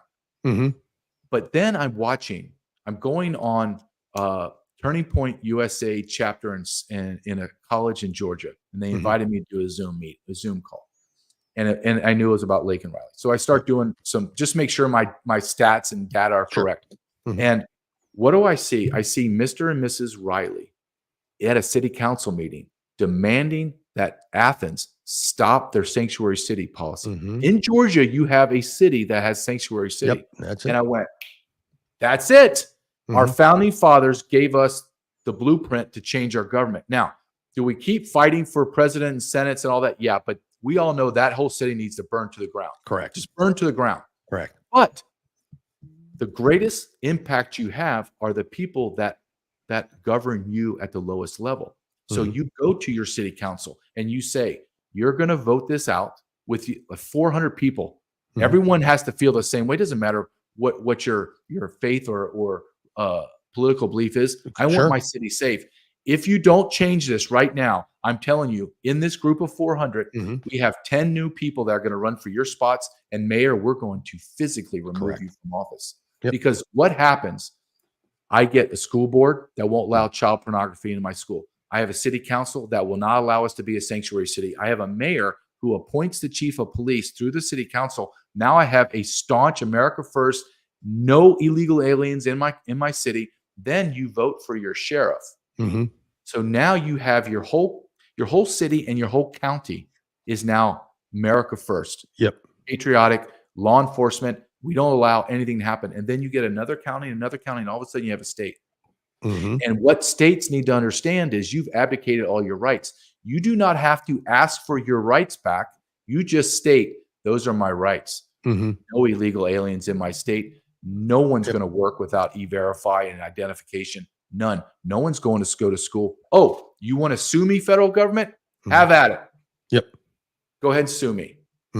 But that's my answer. My answer is to go to the lowest level possible and put in your people. Put in the people that are going to, because look, I can go to my sheriff because I'll see him at the grocery store and say, yo, bro, what in God's name are you doing? Or the city council, what are you doing?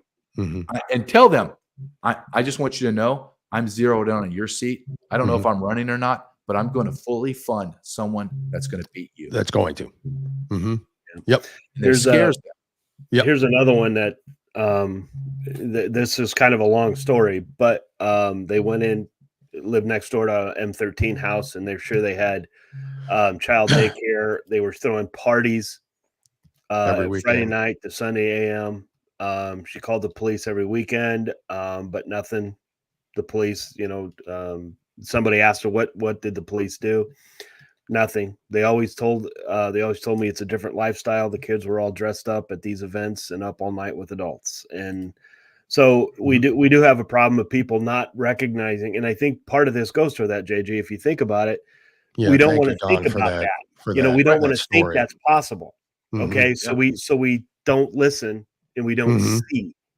And now I think with what we're trying to do, let's get this out there and get it out there so people know that this is what you see.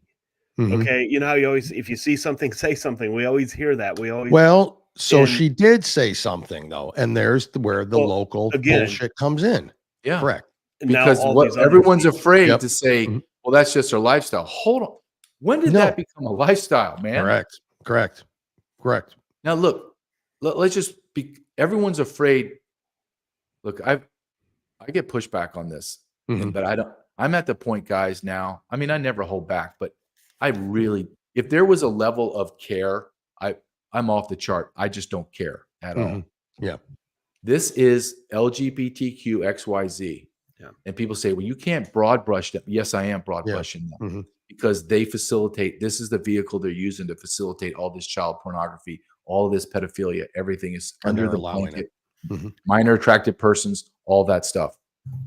But that's a perfect question or description. Well, then you hold that, you go down with your neighbors and you say, your police officer, badge number X, Y, and Z showed up. There were kids in there at 2:00 in the morning dancing in costumes in front of adults. And your officer told me to just mind my business. What? Yeah. You have child sex trafficking. You have child abuse at the baseline. Child abuse. They're up at 2:00 in the morning. Who has kids up at 2:00 in the morning? Yeah. Why are there adults dancing with kids at 2:00 in the morning? Correct. Yeah. Funny that you said you are right though. People don't want to talk about it. I know. Because it is dirty, right? You feel dirty thinking about the physicality of an adult man raping a 3-year-old girl or a 3-month-old girl or a 13-year-old girl. You can't, it doesn't resonate with those who aren't psychotic like that. It doesn't. So it's hard for them it's hard for people. It's hard for me to even imagine things like that going on. Why? Because I can't fathom it myself. I don't think that way. The problem is you do have to take that emotion out of it. You do have to think of them as literally a product. It is a widget that a company is selling across the world, and it's happening in our country. And replace that widget with children that are being tortured, raped, murdered, bodies, carcasses sold back. I was going to ask, what do they do with them all when they pass away, when they die, when they kill them? What do they do? They're selling them back to the cartel. This is all happening. And what organization or what the FAA doesn't know anything about 2 jets flying into Chattanooga in the middle of the night. Bullshit. So they know too. It's all part of the big plan. The money, the billions and billions of dollars it's generating. I mean, I just can't even, I can't even fathom, there's got to be action taken. This documentary will certainly wake up a lot of people. And I fear for you, my friend. And I know you don't give a shit. I know you don't care. But I hope I you do have security. And I know you can take care of people on your own, but but I hope you have, because when this comes out, which needs to come out. I know. I'm very aware, but I always say this, and if you can just allow me to say it for 10 seconds, just say all you want. So your audience knows. Anyone that, and I'm starting to say this because I believe people will come after me and Ryan, and I just want to make sure everybody's very clear. Anybody watching this that it would ever do harm to my wife or my son, I will purposely spend the rest of my life hunting you down, and I will kill you. Yep. And that, I don't care what happens to me. That will be my single. I won't eat, sleep, or drink. I will just focus on to where you are and where I can find you. So with that disclaimer, I don't give a shit. I'm going to push out what I'm going to push out. And if you come, I'm a very big man. I'm 6'3", 230 pounds, lift weights all the time. I beat the hell out of people for my job because to stay alive. I am not going to be fearful of anyone. And I have weapons in my house. and I'll plink you right between the eyes because I'm a good shot and I will not even think twice about it. The thing that I will do is get you out of my house as fast as you can so you don't stain my hardwood floors. Outside of that, I don't care.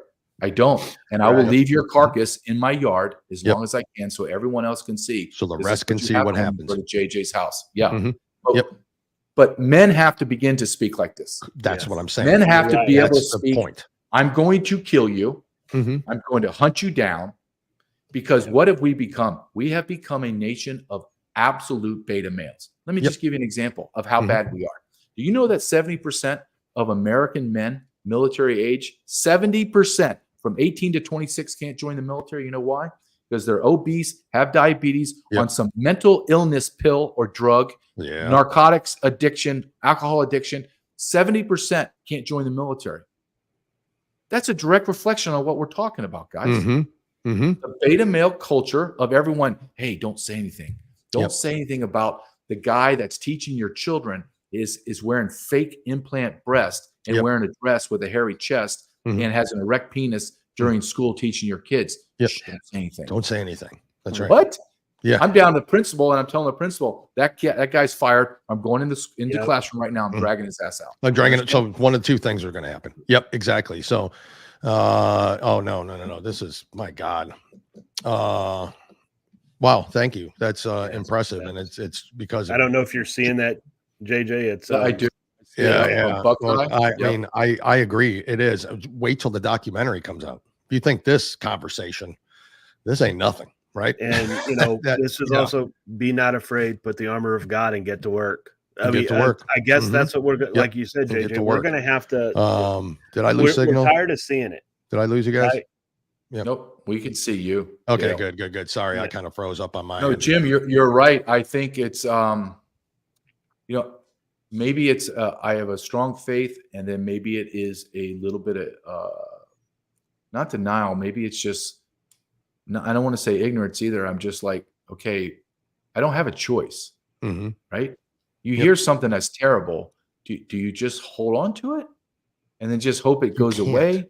You can't. And then my greatest fear is, and Ryan and I talk about this because we're driving and flying and all over the place together for hours and hours and hours.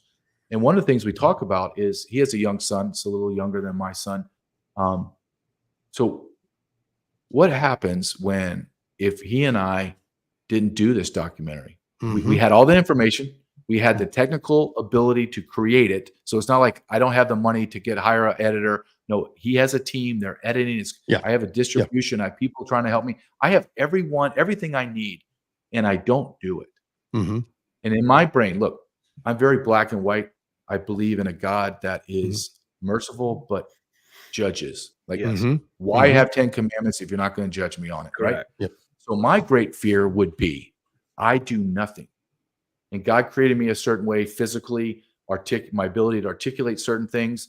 And I die and I go to heaven. And he stands there before me. And he says, I gave you everything. Nothing, dude. I gave it all to you. Put it right in front of you. You were afraid. Yeah. You were afraid of what? Dying? And you believe in me, so you know you're going to go to heaven. Yep. If you just do what I ask you. But you were a coward. And now I'm going to show you all of the children that got brutalized because you were a coward. And then after you've seen that horror, I'm going to throw you to hell with all those people that did it.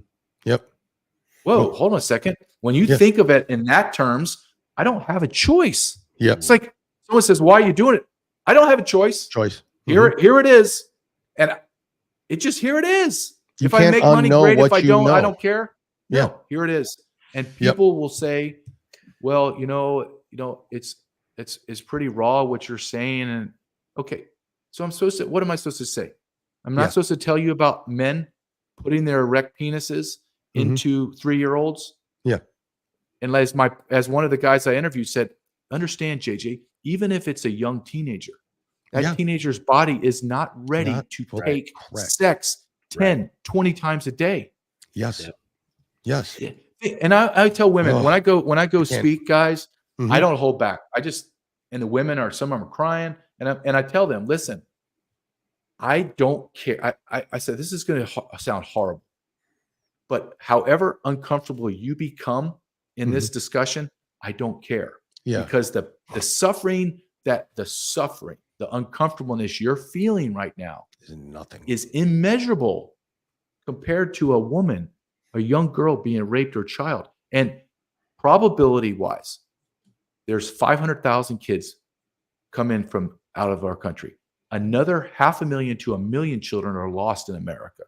So we're looking at minimum 1 million kids. Yeah. The probability of me and you, us three speaking right now, and tens of thousands, maybe hundreds of thousands of children are being raped right now, as we're speaking. So if you feel uncomfortable, I don't care. Yep. I don't care, because in my mind, I'm thinking about the young girl that's being raped 5, 10, 20 times a day. Right. And I tell people, and the women look at me and I go, women that are raped one time, they carry that for their whole life. They never forget. It becomes a part of who they are. Yep. Rightfully so, right? They're violated at the deepest level. And that is painful. They carry it forever. One time. What if I told you you are going to be raped by 10 different men every day until your body gives out and dies? Yeah. That's a little different. That's a little different perspective. They're both evil. Yep. Both of them evil, and the rapist should be killed, not sent to jail and try to rehabilitate. Killed. Right. But it kind of puts it in perspective, doesn't it? Yeah. So if I'm getting raped one time a day, just one. Can you imagine? For a whole year, it's 365 times I've been raped. And they're not raping you one time because I need to make money off of you. Yep. So I'm going to do it 10 times, 20 times a day. Jesus. Think of your body. And like, I know this is graphic, but I don't really care. The guys are telling me too. And JJ, please explain to these people that you talk to, this is not love making. Where I'm caressing them and we're making love and we're going to have a child. Yeah. No, this is, I'm beating you. I'm burning you with cigarettes. I'm punching you. I'm breaking your arms. I'm doing whatever I want to you, over and over and over again. And these men, one man in particular said to me, he started to really tear up. And he says, you know, the hardest part of all of it is? And I'm thinking, God, I don't know. Can it be worse than this? Yeah. Yeah. He goes, the worst thing is, JJ, is when I go rescue them. Do you know what they ask me? Where have you been? Oh, shit. I've been waiting for you. And he goes, he says, it tears me to pieces, because he's thinking, where the hell was I? Yeah. How did I not find you fast enough? Yep. But he is spitting in the wind because he saved that child. There's another million. There's a pen in my hand. 1 million pens. You know how much 1 million pens is? That could fill your house. Yeah. We're 1 million children. Yeah. And our government does nothing. State, local PDs and sheriffs, they have like 2, 3, 4 people on their sex squads. Right. They don't have enough people. They don't have. Nope. Because we don't care about our kids. We don't. We don't. They're disposable. We'll kill them in the womb. That's how much I care about kids. I'm going to kill them. Or if you're the governor of Minnesota last year, he allowed 8 children to make it through the abortion gauntlet of the vaginal canal, made it out alive, and then killed 8 of them outside. That's who the vice president candidate is for the Democrats. This is our sponsors running for city council next year. This will be a top priority for me. Thank you. Yeah, thank you. Thank you for running for city council. That's where it starts. It's what JJ's talked about. And thank you, JJ, for telling us that. Listen, this has been probably the most important podcast I have ever, Jim and I, maybe I won't speak for Jim, but I'm pretty sure we've ever done in our lifetime. We thought stuff on the election was important. We thought stuff on, but this right now, I mean, it's all important, but there's a priority, right, and the priority is the children, and it always should be. You know, it always should be. JJ, tell us again how people can get a hold of you, how they can help. How can they help fund it? I know it doesn't matter to you. I know it does. That's not the end game, but these things have to get out there, and it does cost money to do it. The release date and the for the release dates and documentaries all again. that. Mhm. Yeah. So the release date, the first one, you can go to thisistreason.com. Thisistreason.com. For $9.99, you get both documentaries. We're not charging one for one and the other for the other. It's just that's the cleanest way. You get Two both Starbucks documentaries. coffees. Yeah, Exactly. for $9.99, and then for $14.99, you can get. It's going to be about 35 hours of behind the scenes and Totally or worth it. interviews that are professionally edited on the website. You can follow us on the journey. The first documentary we called Everything's Under the Umbrella of What is Treason. The first one is Treason, Trafficked. It's all about child sex trafficking. That will come out September 19th. Then the second one, Treason, Invaded, begins. It'll be released on October 22nd. So it isn't money. Our pre-sales are going pretty quick, which I'm very excited about because Ryan and I self-funded this so that we did not have any third party, Netflix, Amazon, anybody saying, no, you can't say that. You can't talk about that. Correct. Nope. We just did this on our own. And we just said, I don't know if we'll make our money. We're just going to do it. Tens and tens and tens of thousands of dollars poured into it. Just flying. Imagine two guys flying to Cross 10, country. 10, 12 different states, 20, 25 cities, editing. So you can just imagine how things just spiral. Bless you. So for just what you've go. done. I appreciate you guys giving me the time to talk. Are you and kidding do this me? about a Anytime. subject that is horrible.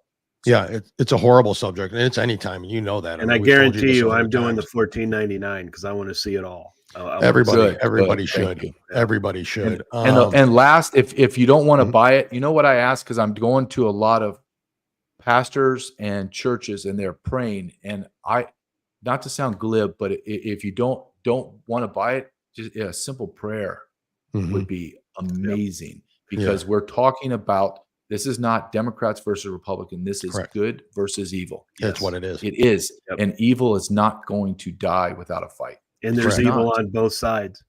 Republican, Oh, this is a uniparty. There's evil This on is both an sides. absolute Uniparty evil. uniparty. Yeah, Yep. absolutely. Absolutely, So, it is. JJ, I appreciate it, guys. No, Thank no, you. no. Thank you. Yeah, thank you for coming on. Wait, hopefully we can get you back around the 19th, somewhere around there. I know you're busy. Yeah, Your schedule. that'd be great. You let us know what you're up to. Yeah. And you come back anytime. We are going to make sure that this word gets out and action is taken. It has to be. Just has to be. Just has to be. All right. Thank you, man. guys. We'll talk to All you right, soon. take care. Thank All you. right, All right. Bye-bye. Jim, I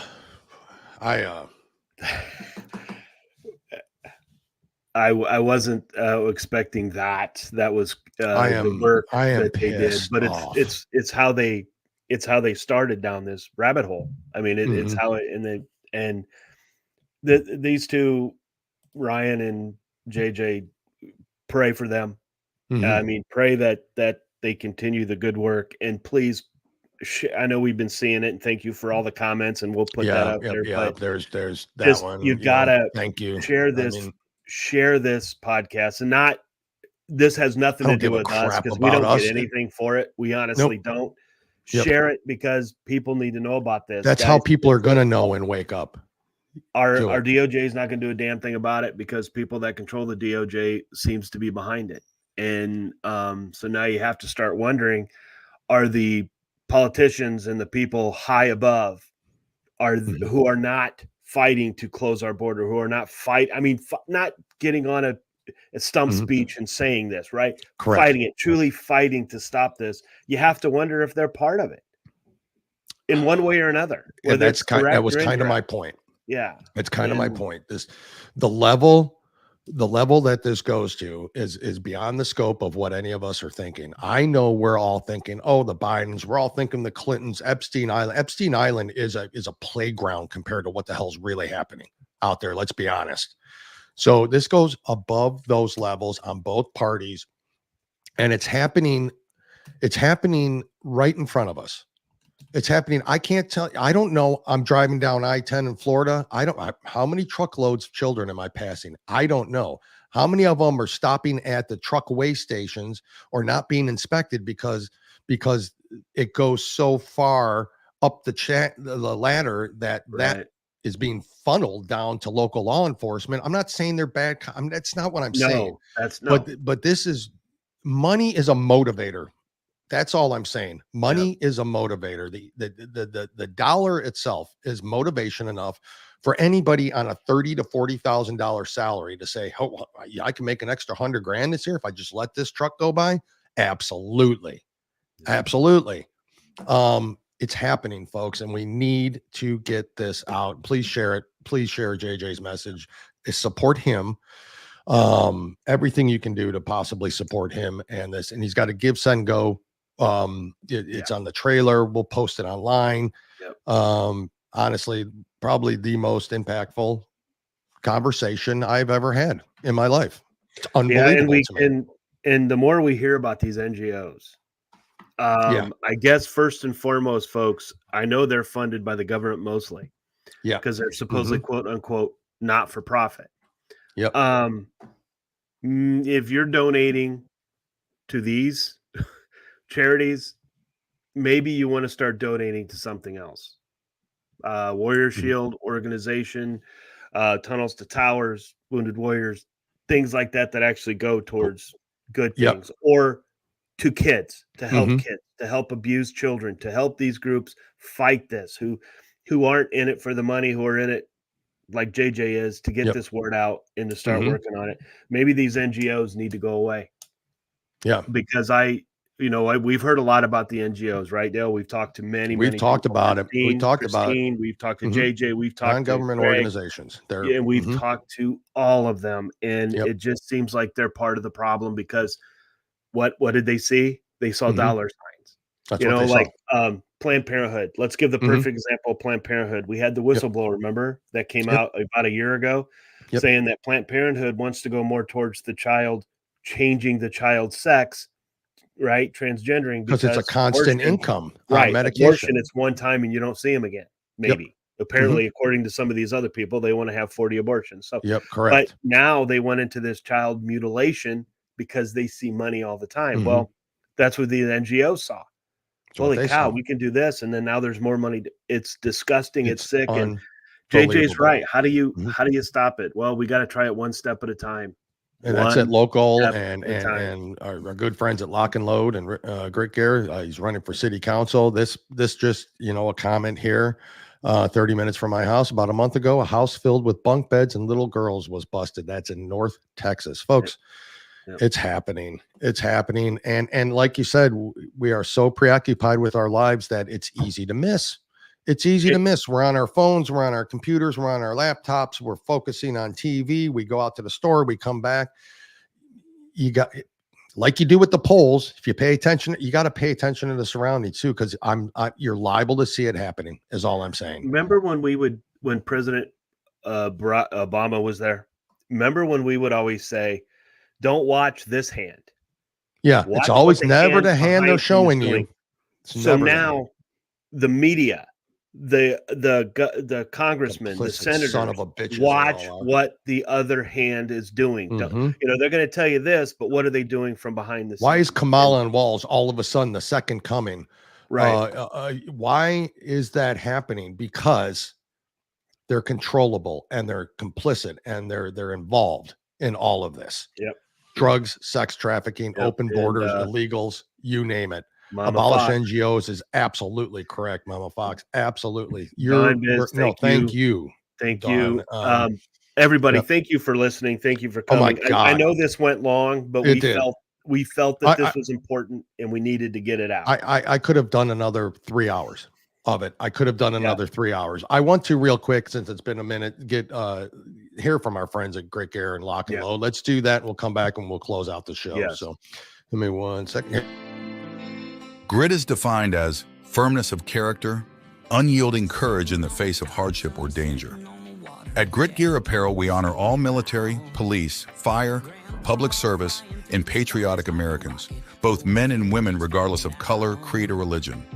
Our brand represents the love and freedom for our country, the heroism of all our men and women, and the principles of what this wonderful country was built on. Our goal is to regenerate the sense of patriotism and to spark the American pride within us, to stand together in the toughest times and become victorious. to preserve all our freedoms, to honor our flag, and to respect the men and women who have fought and died for us to have these freedoms. Wear our brand with pride, with a sense of patriotism, and as a statement for the love of our country. Whether you're military, public official, or civilian, our brand is for you. Together we stand as Americans. Great America First Company and Great Gear, greatgear.com, lockandloadcoffee.com. Please go support them. A guy throws it up there again. She's right on the ball as always, and we appreciate it. Folks, they're doing good work as well. Their money goes towards veterans. It goes towards the help that they need. Please go support them. Please support them. Support JJ. We think, Jim and I think, that we bring you a lot of folks on here that are deserving of attention and support. And I think no, each one of them deserves it. Each one of them is worthy of it. JJ for sure is doing the work, and it's dangerous work, folks. It, like it or not, it's dangerous work. And that guy's as tough as nails, man. You know, and these things, these conversations are hard to have, and he's bringing it to you. Folks at Great Gear and Lock and Load, they are literally doing the good work, volunteer work. They bust their asses off to make sure things are happening, and this sponsorship of the Warrior Shield Foundation and the Warrior Weekend. You're clothing the homeless vets. You're helping them with the psychological aspects that they need. You're helping them with wheelchairs and putting boots on their cold ass feet. Guys, there's good people out there doing good work. And those are the people you need to support. Yes, use coupon code 2 guys. You get 10% off your first order there. I don't, just help them. Just buy. I don't care. Use the code. Don't use the code. Do what you want to do. I'm not going to lie. The shirts are great. It's like one of the best logos I've ever seen. In my life. Great. They are. And here's also warriorshield.org. Thank you, Buckeye. Super important people. Go on, Jim. You want to say something before we get out of here? Support everything that we can. And again, going on to the line, really, when you donate and support, you want to look and see where the money goes. Yep. Just like they've all said, Chance, Ryan, and Rich, for the warriorshield.org, all that money goes towards what they're doing. And right now it's sub-zero. But all that money goes to that. Yeah, they do their administration stuff that they have to do, but they don't get paid. Which is pennies on the dollar. And they're not afraid to show there. No. Unlike BLM. Remember a few years ago, they didn't want to show they put it out there. They show you what they've done. It's public knowledge. Those are the ones you want to donate to, because most of that money goes towards what they say it is. You don't want to donate to the ones where only 40% goes to what they say, and then the rest goes to pay. I get it. Things have to be paid. I understand. I completely understand. But we just need to do this. Jim, I would have never thought, and we'll end the show here, and I'm sorry it's drug on, but how fortunate are we to know the people we know in our life? We say it all the time. Yep. But how fortunate we are, better people for knowing true fighters and patriots of our country. Whether you're fighting that, every single day, people listening, you may not have served in the military, but you're fighting it every day. Right. We are fighting it every day. The JJs, the Grit Gears, the Warrior Shield guys, the Wayne Blacks. I don't care. We can go on and on and on. Greg and Leah. These people are fighting for our nation every day, one way or the other, and still fighting for it. And man, are we lucky to know them? And even go so far with children. Abusing children, John Carrell. Go to that. He's a friend of ours. You guys haven't seen him yet, but he hasn't been on this network yet. Some of you have not, but he's a friend of ours that he fights for children's rights all the time. So it's guys share this. And Lisa R, thank you so much. We want to continue to do that. So support Patriots Per Network. Support the channel. Because the channel brings in great guests. It does. And it's we want to share this. Go to thepatriotspur.com and you can see a list of all the shows and everything on there. Please go there and support the channel. It's the only way we can. And I have a feeling we've got some people from the network that are going to be asking for JJ's connection. Well, because information. I think they should. I think Yes. everybody should interview him. I think you should Yep. get it out there as much as possible, and we're happy to share it if he's happy to come on. He's Yep. an amazing Yep. individual. Yep. Honored, super honored to know who he is. Jim, that's it. I may or may not be. Most likely not going to be on. Most likely Jim's I going to will be solo next week. be here Monday and Wednesday and next week. Most likely Jim will be solo next week. My solo turns are coming up, so I get it. But he's been gracious enough to cover for me while I am getting some R&R, well needed R&R, and maybe we'll have some of our listeners come on. Yeah, why not? You know, to come on and kind of help me out a bit. Yeah, that'll be fun. But Jim, you can handle it. But we've got a lot to talk about. We'll talk more about this, but mostly, we'll be talking about the politics again, what's going on, and the truth coming out about Walz and Kamala Harris. That I think they're going to be great for this country. Sure are. Sure, you can tell by their policies and their open borders, as we heard today from JJ. Terrible. Jim, you'll be fine, folks. If I don't see you, have a great week. Jim, you too. I know I'll be talking to you. God bless everybody. Thank you for watching. God bless you. God bless America. Happy birthday again to Mrs. Jim. Enjoy the day, or evening, whatever you got planned for her. And I have some nieces going back to college, by the way. One of them is going to IU. I will not say where the other one's going, because it gives me a bad taste in my mouth when I say it. But good luck to both of them. Love you both. Stay safe, and hope you stay safe. And be safe, and don't let the indoctrination happen. Don't let the indoctrination of college happen. Unfortunately, I think one of them is, but the other one, you learn the hard way. We got to fight the fight. You learn the hard way. Jim, we're out of here, folks. Thank you. Y'all have a good weekend. We will talk soon. Jim, we're out. See you. Goodbye.